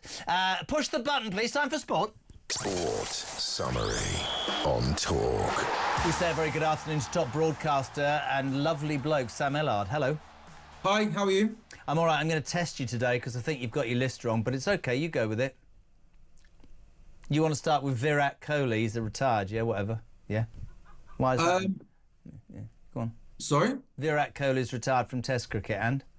Yeah, I mean, one of the greatest batsmen in the history of Test match cricket, retired from Test cricket, all ahead of a massive series coming to England. So yeah, this is a huge story. 123 Test matches for India, just short of 10,000 runs. One of the absolute greats, and yeah, at 36, he's called time on his career. Just on the back of Rohit Sharma's, the captain of India, retiring about 6 weeks ago. So a changing of the guard, you would say. Yeah, 100%. I mean, both batsmen have been in really poor form. India lost in Australia recently and then lost at home to New Zealand before that. And both batsmen's form has really dipped off. You kind of thought because of who they are and the names, they were going to come to England, but they both stepped away and they've got lots and lots of exciting young batsmen to come. So should be an exciting summer when India come to England. Right, let's talk about the real reasons that I was angry about the cricket. Let's talk football. Let's talk about the Premier League. I want you to just imagine, I never ever, I don't bet, but I had a five-team ACCA on Saturday. First of all, repeat after me. Newcastle, fantastic, beat Chelsea. Did that. West Ham beating Manchester United. Did that. Crystal Palace beating Tottenham, right? And thought I'd landed right on my backside when I went for a draw between Nottingham Forest and Leicester. My £20 is now worth loads of money. And what is it on? Liverpool to beat Arsenal, who are 2-0 up after 27 minutes. And I've never been so angry. What is wrong with Liverpool now they've won? What happened, man? Yeah, that's a kick in the teeth for you. We've all been there. And I'll tell you what, there's some good shouts in there, by the way. Well done, West Ham. I mean, how bad are Man United? Jeez, man. Spurs and Man United. 7th, what is it? 16th and 17th. I'm at a point now at Man United where I've got nothing else to say with Man United. And Amarin actually saying in his press conference, maybe I'll have to go if it doesn't get any better. Yeah. That's your job, man. I know. But on the Liverpool game, it was, you know what, Jez? It's strange because the game almost feels a little bit irrelevant. The whole kind of talking point afterwards is about the Liverpool fans' reaction to Trent Alexander-Arnold. Disgusting. What did you make of that? I was really surprised he got booed. I understand why Liverpool fans, myself included, were disappointed, we're annoyed, we're frustrated that he's not wanting to stay at Liverpool. But I'll be honest with you, I was really surprised that those match-going fans, the ones that pay their hard-earned money to turn up every single week, booed one of their own players, booed a player who, you know, he's a boyhood Liverpool fan. He's played hundreds of times for the club, won every single trophy. Whilst I didn't think he was going to get a mosaic in the Kop saying thank you, Trent, or good luck in Madrid, I didn't think there was going to be boos. It's a shame because these last few weeks should be a celebration. I couldn't agree with you more. I think you put it really well. I saw an interview with Andy Robertson, mate, on Sky, who I thought put it really well. He said, "Look, it's not. We're forever on this station, Sammy, talking about free speech. You should be able to say your bit. You pay your money. You make a really good point." But I do think, I think it was a step too far. The kid's given 20 years. He wants to go for a new challenge. You're not making anything, but okay, you've developed. But I thought it was. I'm a bit disappointed that they've sort of taken their foot off the gas against Chelsea and Arsenal at 2-0. I mean, I'm counting my money, aren't I? I mean, and I thought it was an absolute a shoo-in. But listen, they've been the best team. What I will say is far more again in the papers this morning about what we were talking last week. I'm not saying the pressure's on, but if Mikel Arteta doesn't win anything next season, I think there will be real pressure, because it's all well and good to talk about the process and talk about evolution. He hasn't won anything since that rather lucky FA Cup 6 months in, mate. Yeah, I agree. Listen, look, I think Mikel Arteta has done a really good job since he's been there. It's important to remember what he inherited. It was a team that finished 8th in 2 seasons, and 4 or 5 years down the line, they've come second 2 seasons in a row. It might not be 3 years in a row, because they could come third. They play Newcastle on the weekend. They could go above them. So there's definitely been progress, Jez. He's definitely a good coach, but I do agree with your point that, 5 years into it now, lots of money's been spent. We are reaching a point where he's got to deliver. Big summer for Arsenal. They've obviously got to go and sign that centre forward.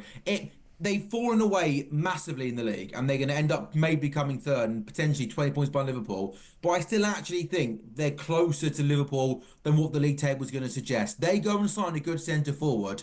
If they can be a little bit more luckier with injuries next season, they'll compete next season. They will compete next season, Jeremy. I think they'll compete, but they need to win something. A couple of other, but there's a breaking story this hour.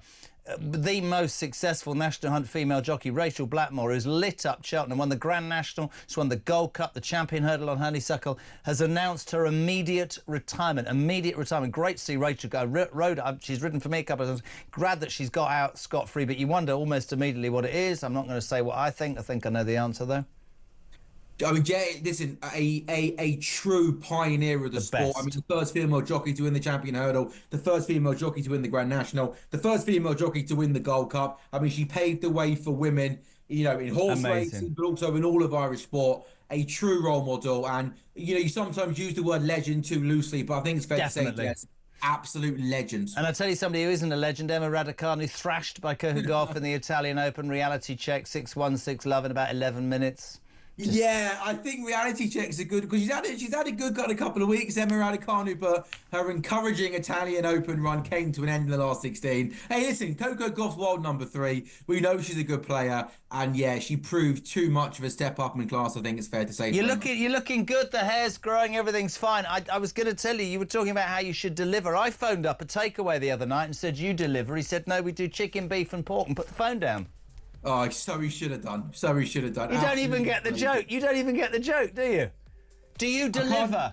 I can't hear you. I phoned a takeaway. I said, do you deliver? And he said, no, we do chicken, beef and pork, and put the phone down. You didn't get the joke, did you? Do you deliver? Deliver. Do you deliver? Yeah, do you deliver to your home? No, do you deliver? Do you deliver? Do you deliver? No. Deliver. Oh, my. Get off, man. Sorry. See you tomorrow. What am I dealing with? It's almost 6 o'clock. This is Talk Drive. The news is coming. I'm going off for a wee. I'll see you in 3. Cheers. Oh, God.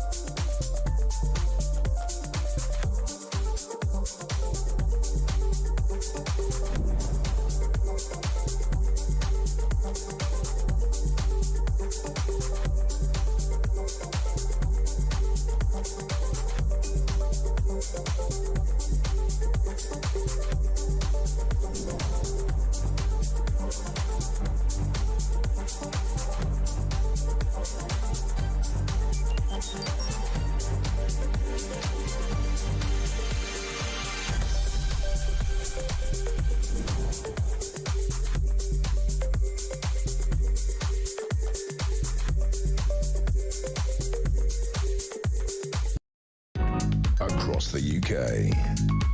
On DAB+, on your smart speaker, on your smart TV, and on your side. This is Talk.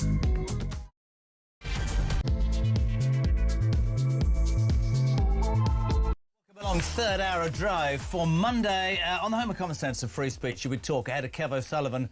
He's here at 7 o'clock. We're here for 58 more minutes, you lucky people. If you want to be on, Jodie producing, what a fantastic job. Do you know, Jodie, it reminds me enormously of Good Morning Britain all those years ago when Diana Moran, the Green Goddess, you were too young to remember this, but she did this sort of stretchy stuff every single morning in her green outfit. She was called the Green Goddess. She had leggings and a top on that was green, and she was a massive star. And then she went on holiday, and Mr. Motivator arrived in his fluorescent, rather skin-tight leggings showing many a bulge at 8 o'clock in the morning, and she never came back. I see today being the same, because Jodie has stepped into Ryan's very huge shoes and has done a rather brilliant job. We should give Jodie the clap. It's been a while. 0344 499 1000. This is the day, of course, that Sir Keir Starmer, our Prime Minister, stood up and said, I'm going to significantly reduce immigration. I'm listening to you, the British public. We've become an island of strangers. We need to sort it out.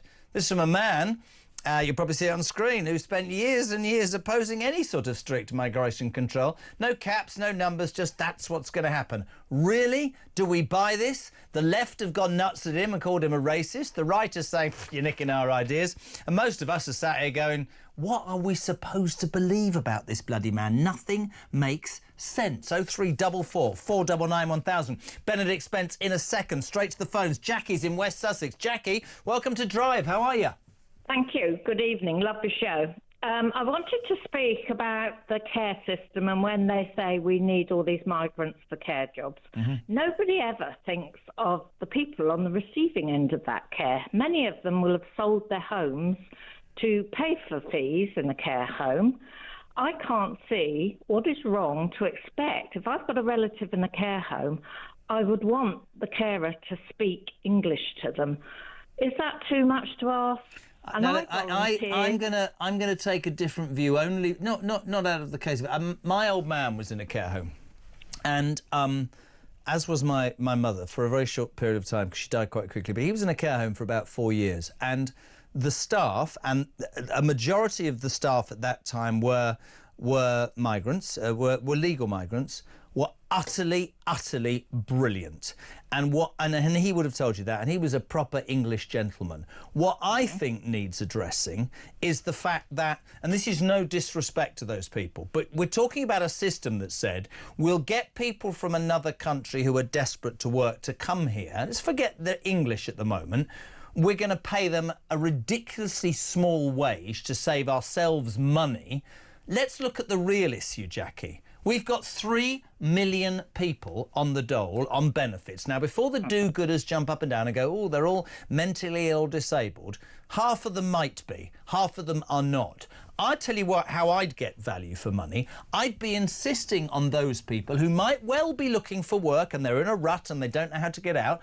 I would be making them do work, whether it's ancillary work in care homes. I'm talking about top quality care. I'm talking about training them, all sorts of things. They say to me, oh, we need hospital porters and fruit pickers and people to work in laundries. We must bring them in from another country. What about the 1.5 million people who would have something on their CV, who would be giving something back to this society for the money that we're paying them? That's what I would say. I think the care system has relied too long, actually, on imported labour. And I have to say, from my experience, they were utterly amazing. The system works. If I can just say something, I mean, I have a daughter with severe learning disabilities who lives in care. She's had some very good foreign workers look after her. I'm not saying that, and I'm not a rabid racist before we start. I agree with you utterly that, I, as a pensioner, volunteered as a therapist and masseur. I volunteered to work at our local hospice 1 day a week. And I agree with you that people for their benefits could pick something that appealed to them that would help the community. The care system is in an absolute mess. Terrible. But I do think we should remember that people do sell their homes in the case of. But we're gonna no, and I'm not against you, and I think it's appalling. And this whole thing about you have to sell your home and pay until you're down to your last few thousand, because the older generation, it was all about passing that money over. My old man, I put him in the best place for 4 years. He had the absolute time of his life. That's what he did. That's what he spent his money on. And I absolutely said to him, that's what you should do. But there's a lot of people who are really struggling. And I remember also just talking about the care system to you. You talked about your daughter. When you grow up and you're really close to your parents, you always say, I'll have them with me. The reality is that doesn't work. And so the care system is massively important, because you have to believe and hope and trust in these people to look after your loved ones. But I just, you said something there, they should pick. I'm not that nice. If you have been unemployed for a period of time, and you might tell me you've applied for 1,000 jobs, right? And you are getting in a rut, and suddenly you're going to be depressed. Cut the lawn in a care home. I don't know. Do something in the local community. Paint the wall in a community centre. Something to give back, but also to have something on your CV to incentivise you, to get you off your backside and to make you feel that you can be somebody. I don't see why that's an issue. I've always thought that would be a great policy. And my big fear is my husband and I are 76. We've got to think about how we're going to pay for ourselves. We're terrified that the government might no longer pay for my daughter. I just don't know what we'll do, because there's no way that we can afford to pay for fees for her and for us. And this is sleep with at night. Yeah, and that is a very honest problem. So when the do-gooders who will attack this station and attack me for saying, well, you just don't understand what it's like coming from war-torn. Well, I do understand what it's coming from France. It's a tent, and we've got a system here, in my mind, Jackie, that says you can have a hotel, you can have some money, you can have a phone, you can have clothes, you can, if you're ill, you can go to the hospital and have an operation. If you're old, you can go into the care system. Yours is the story that I always repeat, which is, hold on a second, you and your husband of 76, you've worked all your life, you paid your stamp, and you're not at the front of the queue, are you? You're right at the back. It's not fair. My husband's still working full-time at 76. But is he? What's he doing? I hate to tell you, he's a tool maker. Is he? Right. Yes. Is he? So was Keir Starmer's father. I love it. Jackie in West Sussex. She's married to a tool maker. Love you. 0344 499 1000. Text to 87222. Louise says about the transcript. This is the English. I don't know if you've heard about this today. The National Education Union have said, sod the Supreme Court. We're going to tell our teachers that actually trans women must be allowed to use girls' toilets in schools. Louise says, this is another reason why I will never forgive the bloody Tories. This trans nonsense in schools originated on their watch, and they did nothing. It makes me so angry. All of the woke nonsense in the police and universities are down to the Tories' incompetence. Tony Craft, if a man in a dress followed my teenage daughter into the bathroom, I'd be close behind, identifying as the tooth fairy, because he wouldn't be leaving with any. Great show as ever. Louise, Starmer will mean legal migration, as in roles useful to the UK. He must think we're stupid. He seems totally oblivious to the thousands of illegals coming in on boats weekly and taking the quality of living away from British people. Margaret's on in Birmingham. Starmer waffle. The proof of the pudding comes to mind. When we have all digested this load of old codswallop, it will become clear. He hasn't got a clue. Ashley, I hope I've got the right name, yeah. Jez, just thought this would be funny. I've Googled what the name Keir Starmer means. Keir means dark and Starmer means storm. That's about right for him and his government. A dark storm all over the country. Thanks, mate. Great show. Ashley, so Keir Starmer means dark storm. 6:10. Last time I had this man on, I was about to introduce him and the new Pope was announced. The smoke poured out of the chimney, and we had Pope Benedict Spence, the 14th. He's back. How's the first week been in the Vatican, Popey? How's it been? Oh, you wouldn't believe it. So many sinners that need redeeming. So many people to excommunicate. I've just not had a moment to myself. You're in your casuals, though. You've got rid of the old white rags. You're all right. You're having a relaxing afternoon. Benedict, what a day it is. A day I didn't think I would see, where a left-wing Labour Prime Minister vows to reduce immigration imminently. Doesn't say how, when, why or to what levels. No targets, just promises. But this is actually, I mean, it's pretty amazing, to be honest, he says. We're an island of strangers. It's not a right, it's a privilege. He's already been called a shameful racist by Carolyn Lucas from the Green Party, one or two weirdo left-wing Labour MPs, Nadia Whittome and Zara Sultana. They've said that, you know, he was accused of sounding like Enoch Powell with the famous Rivers of Blood speech. Here's my problem with it. I'd love to know your take. This is a man who spent years opposing any sort of strict migration control. So for me, and for many people listening to this show, is this just window dressing? Is this just, you know, clickbaiting rubbish, the focus group, most of all, the fear of reform, right? Yeah. I mean, just quickly on the subject of Enoch Powell, I always find it very amusing when left-wing people say, oh, you sound just like Enoch Powell. Enoch Powell never predicted numbers on the scale that have moved to the UK, not even remotely close to the numbers. So if you do sound like Enoch Powell these days, you're kind of underplaying the amount of migration that we've had. Up until this point, obviously, Keir Starmer has talked the talk today. He's given us something that certainly sounds as if the mood music has shifted. But I actually still think, even given what he said, that the Overton window, as they say, of what is sort of considered acceptable discourse has moved even further than what he said. I think Labour is playing catch-up, and when I say Labour, I mean the Labour leadership. I think they understand now. They really do understand. Immigration is not, as we were told by the FT and The Economist after Brexit, an issue that people don't care about now. It is the issue that people care about. How has it taken the Prime Minister of this country and a party that prepared for in opposition to be the next government for, I would say, 5 years? Why does it take these politicians? It's like Badenoch at the moment, still working. I don't know why she's doing that voice, but they're trying to work out where they went wrong and what they need to do. Why is it that anybody with a brain cell could have told them a year ago, mate, immigration, energy prices, police and our borders? That's it. It's not rocket science, is it, Benedict? When it comes to Labour, it's because they're out of touch. When it comes to the Conservatives, it's because they were lazy, ultimately, and they thought it sounded too much like hard work and that it would become somebody else's problem, which, to be fair, is what's happened. It's become Labour's problem. But you should never forget that that's what the Conservatives left this country with. I agree. Huge numbers of people who had no right to be here and should never have been here, that they just dropped on us and then went, haha, oops, oh well, can't trust those lefty Labour people, though, and they're the real problem, aren't they? Keir Starmer, though, is going to face a real battle, because even though he has been massively, along with the rest of the Labour leadership, massively sort of cocooned from reality, because they don't actually go and talk to working class people anymore. You know, heaven forbid that a Labour Prime Minister talk to ordinary people, even though it's taken them a bit of time to get the message across and to get the message into their heads. A lot of Labour backbenchers will never accept this. No. They believe fundamentally in the idea that borders are evil social constructs and that the UK, as a sort of former colonial power, owes something to the rest of the world in perpetuity.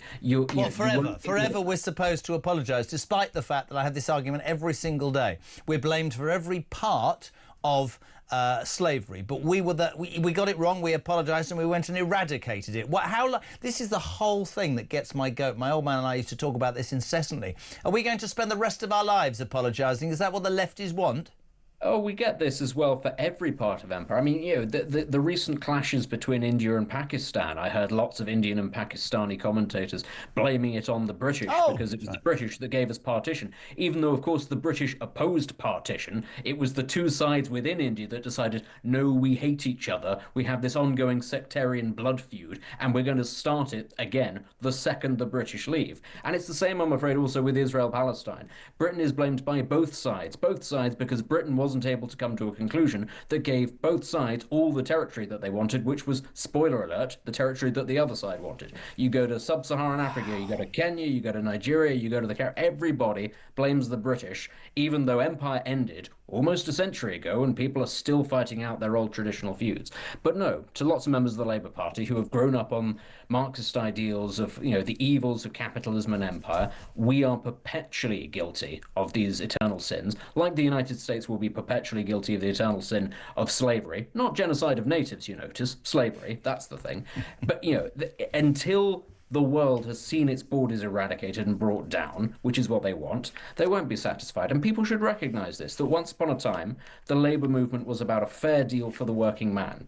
It is not that anymore. A lot of these MPs simply don't believe in that. And you can see this in the fact that, on the one hand, for instance, the example that I would always give was all the Labour MPs who opposed the expansion of a third runway at Heathrow or any other airport in the UK because of the environment, because we need to decolonise and decarbonise. But the second they want a new airport in Mirpur in Pakistan or India, those same MPs go, yes, there must be an airport. And we're going to lobby the British government to try and send money for there to be an airport so that we can bring even more people, make it easier for people to get from that part of the world to come here. Listen, love listening to you. Couldn't agree more. Can I just, I want to play you some of these voice notes because they're brilliant. Deb, on Starmer's immigration policy, go. Hi Jeremy, it's Debs from Lincolnshire, currently sailing from Sardinia back to Blighty. My point of view is that what Keir Starmer, because he's so thick, and the rest of his cabinet are trying to do is everything Reform come up with, he goes, oh, we thought of that. And no, he didn't. So that's my point. Anyway, keep up the good work and take care. Bye. Sorry. On a boat from Sardinia, she'll probably end up in a 4-star hotel when she lands wherever she's landing. I was going to say, it's all right for some. We've got the absolute life of Raleigh. Oh, don't mind me. I'm just sailing back. Sod you. I'm just having a glass of Pinot. Josh, on immigration, pin back your logos. Oh, Sir Keir Starmer, what have you done? There used to be a lot of cash, but soon there will be none. I ought to get a boat so you can get my vote. Oh, Sir Keir Starmer, what a naughty man you are. Brilliant. Glyn, finally. Hello, Jeremy. Keir Starmer has all the charisma of a Doctor Who Dalek. 5, 4, 3, 2, 1. Smash the gangs and exterminate. Oh dear, I love it. Precisely. Benedict and I just go like, whatever. Thank you, gang. Keep them coming. 0344 499 1000. On the day he makes the immigration announcement, this had to wind me up. Did you see that old bloody Mrs. Bulls, Ed Bulls' wife, Iveka? Did you notice her little thing quietly? We might be thinking now about a national inquiry into the rape gangs. Did you notice that? How disgusting is that, my friend? How unimportant that has been in people's minds. It's disgusting. I think that they were always going to have to do this. Excuse me. At some point, there was always going to have to be a national inquiry into this. The level of anger that it has prompted, A, that it happened at all, and B, that the government has dragged its feet. I think that they have been trying to draw this out for as long as they can. I think dear old Lucy Powell, though, is the one who's probably prompted this by her really colossally stupid remarks on the BBC a couple of days back, where she referred to it as a dog whistle. I'm sure that she's possibly the least popular member of the cabinet for Keir Starmer now, because it will have forced his hand. Can we repeat that nobody with any ounce of common sense can understand why a government would not hold an independent inquiry into young girls being raped for years. We had the police in Rotherham saying we were worried about social cohesion and all this sort of stuff. So basically we're saying ethnicity, religion, whatever means that we're not going to do it. Is it not fair to say that the very reason this government does not want an inquiry is because the Muslim vote is very, very important, and there are situations where this has been Muslim gangs? Not all, but that has caused a kickback. And if Starmer and his party are trading electoral success on the difference between right and wrong in memory of young kids, is disgusting, pal. Disgusting. There's one of two possibilities, and it's possible also that both things are true at the same time. One is that where it's predominantly Pakistani and Kashmiri men who have been committing these atrocities. There is also the suggestion that these girls have been trafficked by gangs that are also involved in other things, drugs, weapons, other such things. There is a further suggestion that people have even flown in from Pakistan specifically to take part in this. So there's one aspect to it, and therefore that there is an aspect of sort of sectarian politics, that if you upset the community by shining a light on it, they won't vote for you anymore. But it's fundamentally wrong. Yeah, but there's also another aspect to this, which is that even if they don't want those votes, block votes, it happened on the watch of predominantly Labour councils, and that Labour councils were the ones that said, well, it's not that big a deal, or some of them were prostitutes, or some of them were asking for it. Or at 8 years of age. Yeah. And that's the thing. On the one hand, you could say, sectarian politics is very important to the Labour Party. On the other hand, you could say these were unbelievably wickedly incompetent councils run by the Labour Party. It doesn't really matter which one of them it is. Either is bad. And if it's a combination of the two, well, I think you can imagine where that ends up going, with Reform in the ascendancy at the moment on an electoral basis. Labour will never win in some of these constituencies again. And you think about the grooming gangs inquiry, you think about the police and, the curb on free speech, Lucy Connolly, crimes rampant, knife crime in London, the highest anywhere. You think about immigration, and there's one thing I want to finish with and ask you, actually, is do you believe, people say to me, you get angry every day, do none of these politicians have any degree of intelligence or foresight, or I don't know the right word to describe it, do they not get a vibe?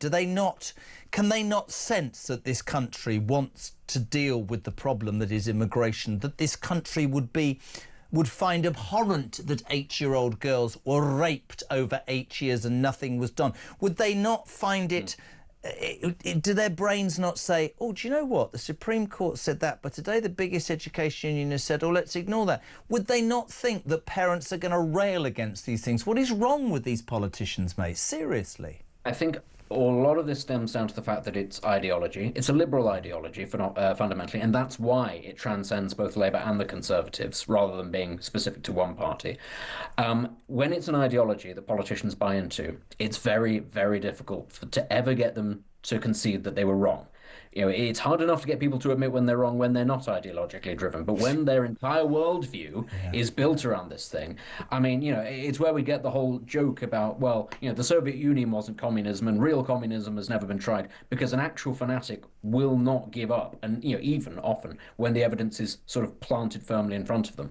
And then by the time you do get to a stage where they sort of have to admit the game is up, and this is what we saw with the Tories, there is that sense of, can I be bothered to do it? Somebody else can do it, because I'm not going to be rewarded for this. I'm only going to be blamed for this. Nobody's going to say... What happened to be old-fashioned? What happened about doing the right thing, about, public service? What happened to giving it your all and trying to respond to things?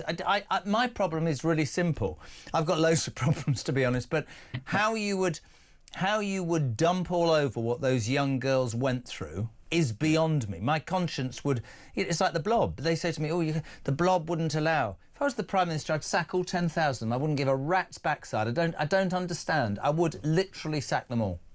Do you know what is the tricky thing about this? And it's why it's very tricky for the Labour Party, which, again, once upon a time, the party of the working man, the working class, and is no longer the party of the working man or the working class. There are still lots of very, good people in it who do come from that background, but increasingly it is the party of the metropolitan elite. In this country, race followed by gender, those are the two big issues that people care about from that echelon. This story would not have happened like this if we were talking about young ethnic minority girls being raped and abused by white people.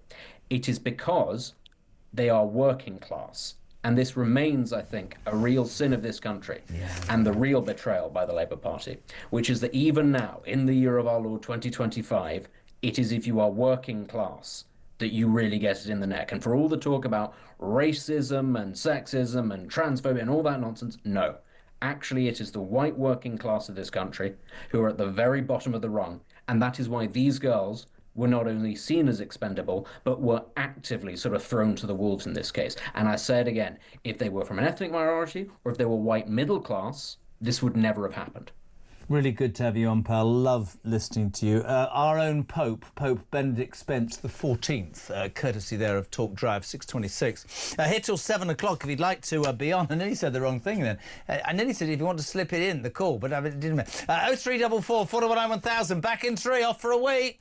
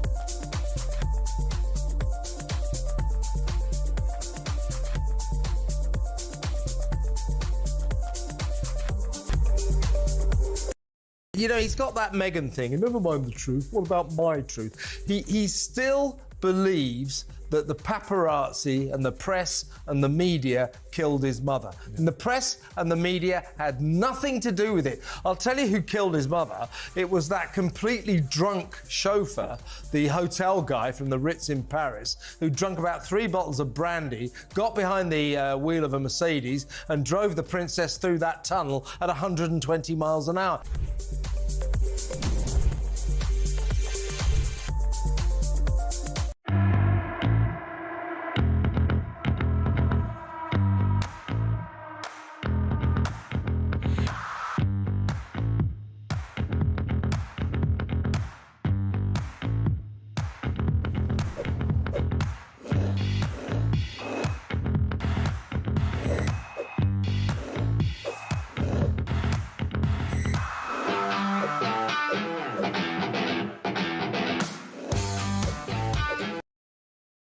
Across the UK, on DAB+, on your smart speaker, on your smart TV, and on your side. This is Talk. Welcome back, 6:30. We're live across the UK. JK on drive for Monday, heading toward... Well, I'm just really the warm-up man for Kev O'Sullivan, the legendary broadcaster, is here with you, ladies and gentlemen, for your delectation from 7 p.m. Henry Bolton, just to take, thank you for all your text messages, 87222, all of you responding to the 3. Well, you know, the main stories today, Keir Starmer says, I am going to significantly reduce immigration. I'm not going to tell you how, why, when or what. I'm just going to throw it out there. The police, they arrested a 71-year-old who worked for them simply because he put on a X that he didn't like a pro-Palestinian march. He was arrested by 6 policemen, who came to his house. Later apologised. But my favourite story of the day is, of course, that the Supreme Court said a woman is a woman, a man is a man, and they made that rule. Already, the National Education Union has voted to campaign against the Supreme Court ruling on gender and has said that all trans women must be allowed to use girls' toilets in their schools. I'd take them to court. Text Kieran, Jez, Starmer is just doing the same as the big supermarkets do. What does that mean? Matching Lidl and Aldi prices. By the way, which is the one with the middle aisle, Jode? Is that Lidl or Aldi? Is it Aldi or Lidl? Jodie, come on, which one is it? Lidl. Am I allowed to say Lidl? You can buy a bloody speedboat. I went to Lidl the other day. Honestly, you could have bought a speedboat in the centre. Couldn't get any eggs. Anyway, that's it. He says, in this case, Lidl and Aldi equal reform. I don't trust him or his cabinet or party. This proves he's frightened of reform. Kieran Royley. Why did I do that accent? Hello. What about the lefty civil service? Are they actually going to implement whatever policy Keir Starmer puts forward? Previous experience says they will do anything but. M's in Bath. Hello to Sean in Somerset. Jez, I don't believe Starmer and his double meaning. I actually think it's more a reason to increase tax and housing more illegal migrants. With Tories and Labour flip-flopping on their own values, the only uni party for the United Kingdom is reform. Nicola's in Norfolk. Jez, Denmark, Sweden and Germany are proving immigration can be dealt with while still members of the ECHR. But our useless Labour government doesn't want to do anything about it. Starmer should be renamed Pinocchio. Yeah. What did I do that for? Yeah. Lee Credland, it's great news that Starmer is now saying some of the right things, but I don't believe a bloody word he says. He's proven himself to be a spineless liar. The sooner reformer in power, the better. Talk, your guest is absolutely bang on. Migrants just want to recreate their third world communities with their medieval ideals because that's what they're conditioned to. But oddly enough, they're happy to accept the benefits from their hosts. Mark's also in Norfolk. We're big in Norfolk. Sorry, but this deserves a bigger audience. Starmer's house on fire. Was it his pants? Interesting. Mark, another one from Mark. All these new measures from Labour and Conservatives are simply a suck-up to the voting public. I'm sure they have no intention of implementing these rules. It's all about the polls. Mark, sorry, what new ideas from the Tory party? They're still sitting around going, how did we get it wrong? Again, another accent. Jacqueline's in Bournemouth. Jez, fabulous show. She's lying. I believe the great British public who voted for Brexit will all turn out, come rain or shine, to vote for Nige and the Reform Party. I know that the tide is turning. This is from a woman who lives next to the sea. You understand what I did there? Yes. George, Jeremy Kyle, why are care workers paid so badly? The fees charged by care homes are astronomical and bear no relation to the service provided in many cases. It might be cheaper to stay in a hotel with room service. George, you are absolutely spot on there. David, afternoon, JK. Completely agree that those who are unemployed should retrain for different roles, especially in the care sector. But I think salaries and benefits in the care sector really need to be addressed, as they are pathetic. If they were more attractive, you might be able to get people from this country into those jobs. Couldn't agree more. Barry, whole problem is care homes are charging a fortune, up to £2,000 a week. They pay staff minimum wages. Those residents paid for by state get it cheaper. Plain fact is that the whole system needs review. And Debbie, finally, Starmer will do it by magic. What?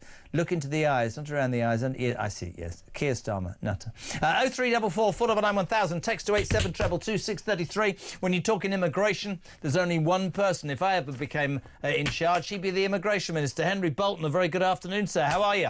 Afternoon, Jeremy. I'm well. We haven't got long, and you and I are known to talk quite a lot. Did you think, as you sit there with your union flag, good man, that our left-wing Stalinist Prime Minister would stand up today and go, we need to significantly reduce immigration. This country is becoming an island of strangers. He's been likened to Enoch Powell by several from his own party. Caroline Lucas, the ex-leader of the Greens, has said that his rhetoric was absolutely vile and hugely offensive and racist, and the charity Care for Calais has demanded an apology. I demand that they get lost. Immigration, does he really have a clue, or is this clickbait rubbish? Well, despite what he said today, I'm going to throw his own words back at him. You need to go further and faster, Sir Keir Starmer. This amounts to not very much. And I think Yvette Cooper's statement to the House of Commons this afternoon was an attempt. It was a statement really about tidying up and enhancing the efficiency of existing routes into the United Kingdom. More than reducing immigration. And it's quite clearly the situation that they are, in my view, that they're not terrified of reform, but they do sense that they are going to suffer more electoral defeats at local government and national government in by-elections and so on to reform if they're not seen to be at least acknowledging the immigration problem. They want to acknowledge the immigration problem without dealing with it. So sorry, just quickly, you think that the British public will accept, or do you not think that actually it's simply okay to address it? We need a bloody solution as a country, don't we? The British public won't.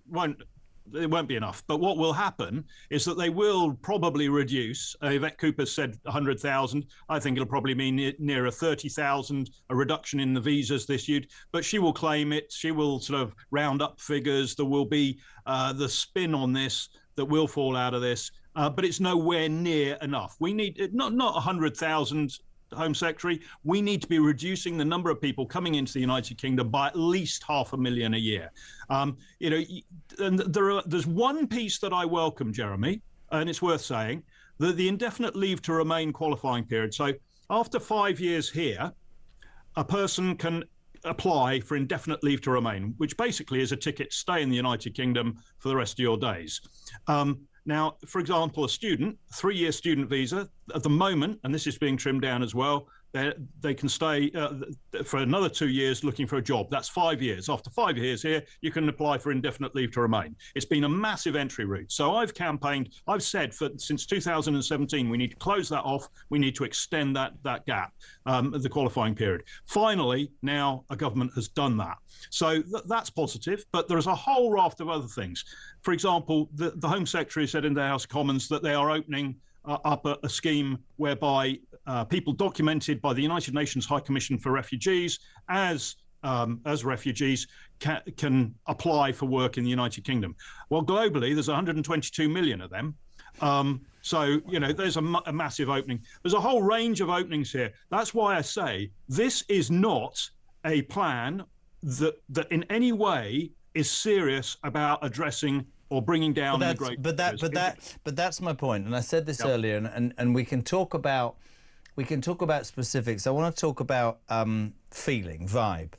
For me, you know far more about immigration, but as a broadcaster, if you'd mentioned immigration 5 or even 7 years ago, you'd have been labelled everything. That would be racist, it would be wrong. What I feel in this country, and I feel it really strongly now, is that there is a massive connection in people's minds, that people think, actually, my voice is important. They've looked at America, they've looked at a strong leader who we don't agree with in every way, but he stood up and he said, this is what I'm standing on, and they voted for him, and he's doing it. I think that, you know, when people talk about Brexit and they talk about the cost of living and they talk about the pandemic and they talk about how they're struggling, I think they see people being treated better than them. I think they see themselves at the back of the queue for a doctor, a dentist, I don't know, a mobile phone. I mean, you know, I genuinely believe this. We had a call earlier from a woman. She's 76, her husband's 76. He's still working. They pay fees for their special needs child who's in care. They're worried about how they're going to pay for their own care. And she, quite rightly, at 76, has every right to say, hold on a minute, these people aren't coming with their families. They're coming on their own because they are going to screw, because we make it too easy. And I think, Henry, whether you are Labour, Conservatives, Reform or the Dame Ed and Reveridge, whatever party, the truth is the British public are going to demand more than words. They are going to demand action. And if that means turning boats round, if that means doing stuff that, you know, to a lot of people is almost abhorrent, then so bloody be it, because something is going to give. It really is. And it's not just words. Jeremy, you're absolutely right. I mean, and you said the last 5 years or so.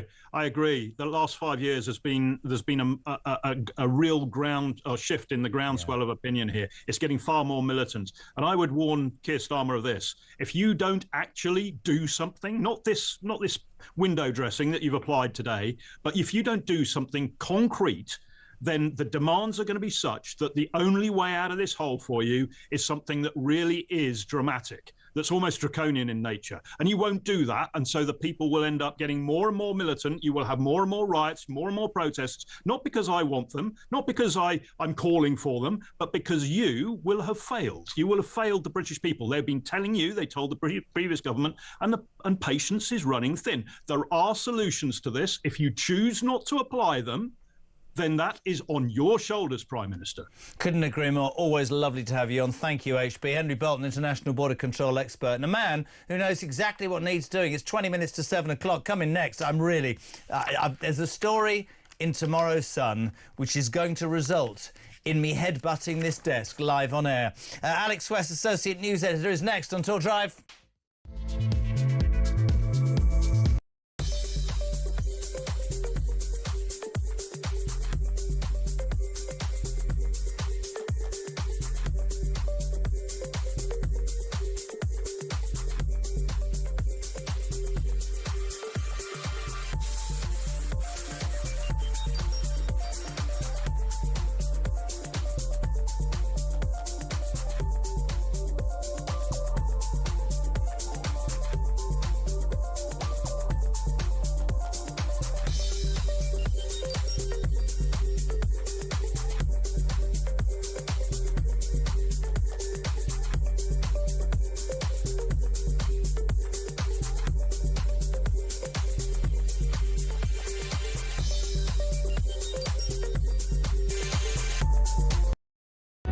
Across the UK, on DAB+, on your smart speaker, on your smart TV, and on your side. This is Talk.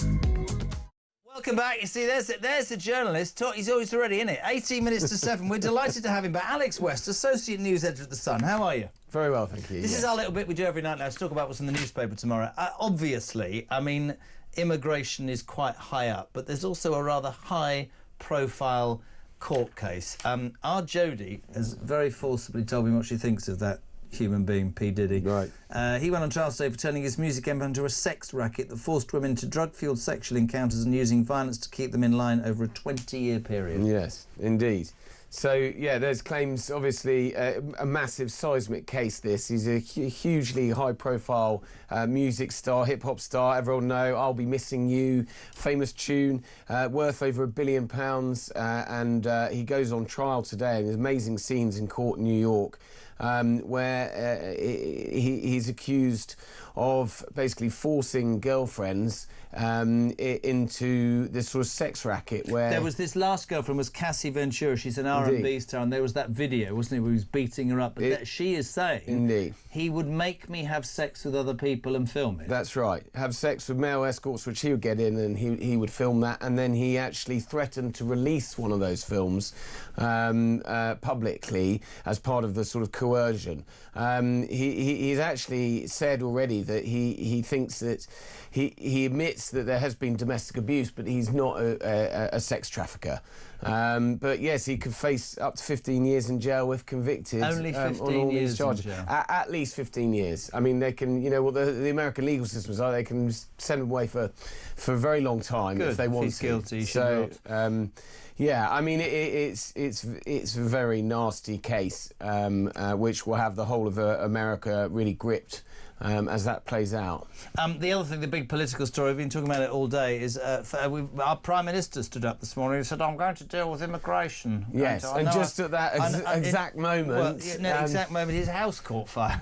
Sorry, that's just not right, is it? Well, that had already been happening. So just is this just the as house that he's renting out to migrants while he's living in number 10? Well, yeah. Wouldn't it be great if it was migrant? No, I'm joking. So that house actually is still belongs to him. He's not renting out. It is his home. In fact, terror cops are investigating whether or not this is, a serious effort by some sort of agent, some enemy or somebody that's got a grudge with him. Obviously, there's been problems in the past there with. Either climate protesters or anti-Israel mobs. I can't imagine anybody's got it in for Keir Starmer, can you really? But can I go to because Harry was making an appearance earlier, the immigration story is obviously large as well. You know, I mean, talk about a whole donut. He spent years not wanting any controls of migration. Now he's going to sort it out. Yes, indeed. And, with great aplomb this morning, he made this huge announcement with a white paper saying how he was going to... this raft of measures tackle immigration, and just at that moment Nigel Farage was tweeting a picture of dozens of men, fighting age men, marching down to the beach in Calais where they joined 7 boats which arrived today. Sorry, did they not arrive with their children and their wives from a war-torn area? Well, on their own. So yeah, exactly. So 7 boats full arrived. As Keir Starmer said rightly that this country will turn into an island of strangers as he pledged to cut it by 100,000. So we're obviously making big deal of that. It's a big story for us. Yeah. It continues to be a big story. It follows on from today. We had a great story about another rapper. This is unbelievable. A friend of Fiddy. Now, do you say Jodie? This is it 50 Cent, not 50%? Yes, 50 Cent, who had been in his hip hop group. Yeah, been in his hip hop group. It were in the G Unit days back in New York, and he had got into trouble. He claims he got into trouble with some Trinidadian gang members, and he wanted to come here and asylum. So we put him in a hotel for all expenses paid. Oh my God! What? So 50 Cent's mates in a migrant hotel? Indeed, in Stevenage. In Stevenage. God, life's not great, is it? It's gone from Hollywood to Stevenage. Now, ladies and gentlemen, please take note. I'm going to try not to self-combust on air. This is what makes The Sun the best newspaper. An exclusive tomorrow about the latest woke trigger warnings. Yeah. Back to the Future, the musical. Tell me more. Yes, so the latest in a raft of sort of, mad wokery. Yeah. Back to the Future, the musical in the West End. Audience members are told that the fiery tracks that are left by the car as it goes up to, goes into the past, could be alarming for audience members. Also, a pyrotechnic spark might scare people, and there were a total of 16 trigger alerts posted. Well, you'd think almost give the whole plot away to anyone that hasn't seen it. And of course, if we say this, they'll say, well, people, might get heightened by that. But Jesus Christ, honestly, where have we got to a point where people can make their own mind up? I mean, we had Wurzel Gummidge the other day. He's racist and unfair to Aunt Sally. We were doing that on Plank. The world's gone nuts. But just to give you, Jodie, this will make you feel a lot happier. Tell them the Range Rover story. This is bloody brilliant. This is what the Sunny's all about. So, Jimmy Mundy from Chelmsford. Jimmy Mundy from Chelmsford. Not Charlie Tuesday. No, Jimmy Mundy. Jimmy Munday, living in his house in Chelmsford, and then notices his prized 50-grand Range Rover nicked off the drive. Luckily, he's got Apple Air tags, so he's like, well, I'll just see where it's gone. It can't have gone far. Hang on a minute, it's boarded a boat, it's on its way, it's gone out through the Channel, through the Straits of Gibraltar, across the Mediterranean, through the Suez Canal. Oh, the Houthis got it, didn't they? They blew it up, didn't they? The Houthis and the And then he's watched as it's gone down past the Horn of Africa, all the way down the east coast of the continent, and arrives in Tanzania, and then gets shipped to the front drive of a residence in Tanzania, where it is now being used for a daily commute. And he's there going, that's my car. I've got a great story which you could never print. My mate Rob from Newcastle, who's famous, is absolutely... He's just a really successful businessman, but Rob is a mad Newcastle, right? So away the lads, Newcastle United. If you tell a genuine Newcastle fan, if you say Sunderland, it's like... It's not even a joke, it's horrendous. Anyway, he had a very nice car and he sold it, right? And after he'd sold it, about 6 hours, he realised he hadn't taken the other key back to the dealer, but it was a Saturday. One of his mates rang out went, Rob, you do realise, don't you, that you've sold that car to a bloody Mackham, which is a Sunderland fan. This is a genuine story, Sam. Yeah. And he got the other key, and he phoned up the people. This guy was heading down the A31 back to wherever. Disabled the car. It was a Bentley. And the Sunderland fan spent 5 hours on the side of the road waiting for the thing to come. That's genuine true story. Great stories in the paper tomorrow, mate. We really appreciate it. Continue to buy the paper. Oh, listen, I've told you before, this is another story. So I'm in the supermarket the other day, and this woman said, can you tell me where the Daily Mail is? And I went, what, the newspaper that every headline should have a question mark? By the Sun, love. And she looked at me like that. But yeah, buy it. It's fantastic. Alex, thank you so much. Okay. Talk Drive.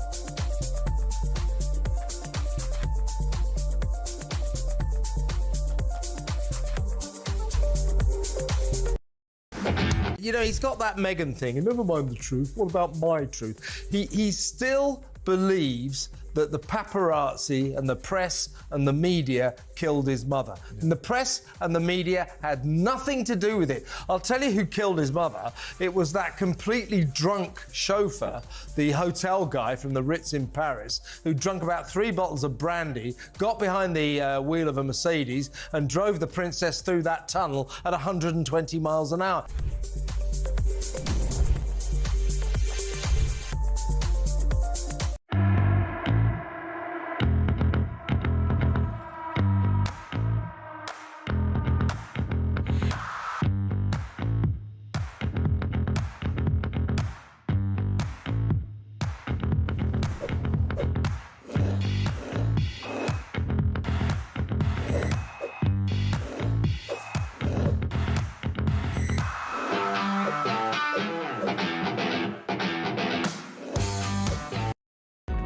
across the UK, on DAB+, on your smart speaker, on your smart TV, and on your side. This is Talk. Welcome back. It's 8 minutes to 7 o'clock. Can I just say, can I salute Jodie, who's been absolutely awesome today? Ryan has gone off to Corfu. Jodie, on her last day before she goes on holiday, has genuinely done a fantastic job as producer. Well done. Mozzie's been here, Faith's been here, the amazing, amazing Sam has been here, and some bloke before whose name I've forgotten. James, I'm only joking. We've got loads. Listen, we'll get your calls on 0344 499 1000 ahead of Kev. I wish you could have just heard what Mozzie and Jodie and I were talking about, but you'll never know, will they, Mozzie? Not in a million years. Good girl. David, on immigration, voice note, go. Hey, Jezza, great show. Starmer said today, mark my words, when he was talking about immigration. He also previously said... Yes, you heard it right. Not a penny more on your council tax. And that turned out to be a load of old tosh. David in the Cotswolds. Good man's posh. David in the Cotswolds? Are you sure that wasn't David Beckham? Isn't he in the Cotswolds? Now you'd go, all right, mate, all right, it's David here. I've just been listening. Respect to David Beckham. I've lost the plot. 0344 499 1000. We'll go to Cardiff, which is brave. Is it Simone or Simone? It's Simone, Jeremy. Simone. How are you, Simone? How's Cardiff? Closed. It's not too bad today, thank you. Brilliant show as always, Jeremy. I'm a great Did we pay you to say that, or have you done that off your own bat? You didn't have to pay me this time. Oh. Maybe next time. Oh, blimey. Oh, right. Well, there we go. Listen, anyway, Simone, thank you very much indeed. Tell us what you want to say, my darling. It's about Keir Starmer's rhetoric. We hear this rhetoric coming out after government after government after government. Yeah, I agree. And he said about the migration. So when you actually set out a strategy, you should actually put out what's your objective, what's your methodology for achieving it, and what the costs will be, and how you're going to measure success. Now, who's going to measure that success? So my question is, who's going to monitor how successful completely this rhetoric Keir Starmer's going to be? Because in 2029... they're just going to come up with excuses of why they didn't do what they did. And I think you're so right. And in fact, when we started the show, we said this. If you today stands up and he says, "I'm going to reduce immigration," but here's the catch: there was no cap. There was no numbers. There was no target. You're absolutely right. There was no methodology. I genuinely believe, and this is a man who spent years opposing any sort of strict migration controls, I think this is clickbait. I think this is focus group. I think it's a realisation, it's taken a bloody while, someone in Downing Street to go, oh, my Lord, goodness gracious me, we've got an issue here. But I'm with you completely. And listen, I haven't got much time, but I so appreciate your support and thank you for tuning in and keep listening, because when you do, it gives me so much more time to work out what's coming next. Simone in Cardiff, thank you very much indeed. 5 to 7, how would a show be a show if I didn't find out what Georgina was cooking for her dinner tonight? Georgina, welcome. Good. Hello. You're not cooking naked again, are you? Oh, for God's sake, no, I'm not cooking naked. I'm fully clothed. Good. Fully clothed. What are they having tonight? They've just had homemade quiche and pasta. Do you know something? Quiche, my mum used to make quiche. I loved it. You don't get quiche anymore, do you? Well, you can if you make it, but it's always best to know the ingredients that's going into your quiche. Anyway, I rang up to talk about weary, dreary Keir Starmer. Yes. So I'd love the fact that he is stealing policies from Reform now to get a few more followers, because he hasn't got any policies that work of his own. But I was expecting that anyway. Were you expecting meat on the bone, though, in all seriousness, George? We know we messed around a lot. Were you expecting... Because like I just said to that last lady, there's no sort of cap or numbers or how he's going to do it or anything like that. It was just like, I'm going to a bit like, we're going to smash the gangs. How? Tell us how, man. He can't. Listen, the man couldn't lead a conga, Jez, at the end of the day. No. He is a total waste of time and space. So, he can say whatever he likes now, say as many lies as he likes. We know the score. We know he's not a man of his word, sadly. And it's just not going to work. He could promise the world to us now, and we'd just say, Keir, dear, have no fear, because Reform UK are here. Oh. And that's what... Georgina, Jesus. Now, listen, I want to ask you a question because I loved your analogy. Have you ever done a conga? I'm a dancer, so I've done You're a lot dancer? more than yes, I am a dancer, so I've done a lot more than a conga. I'm going to tell you the best conga ever in my life, and I was drunk, was in Barbados. This is no word of a lie. Honestly, on my life, Kev O'Sullivan, TV Kev, is in. Andrew Lloyd Webber, 20 to 3 in the morning, is playing the piano, right? And I'm doing the conga, led by Arlene Phillips. Well, that's good. Well, Arlene Phillips is a darling. She's an absolute darling. So you couldn't have been led by anyone better. Listen, we love having you on. Thank you very much indeed. You're a legend, a wonderful Georgina, live and exclusive on Talk. Andy strides into Studio One, looking like a newspaper editor with those orange braces. Show him. Oh God, that's very Luton Town, isn't it? How are you, son? The newspaper editor I never quite was. Should have been, but there you go. I thought you were were you not the editor of The Sun for about a minute? No, I was the showbiz editor at The Sun. I was bizarre editor for about a minute. I was features editor of The Mirror. All right, we don't want a bloody career. I never quite made the grade. Probably... Are you bitter and twisted? Well, yes, very, very. What you got, kiddo? We got a hell of a story. The Darlington nurses, 16 of them suing the NHS because the NHS refused to let them have female spaces. They demanded that a trans woman nurse, shared those spaces with them, and the nurses said, we've had enough, and they sued. One of these nurses was never named, only one. The rest bravely revealed who they were.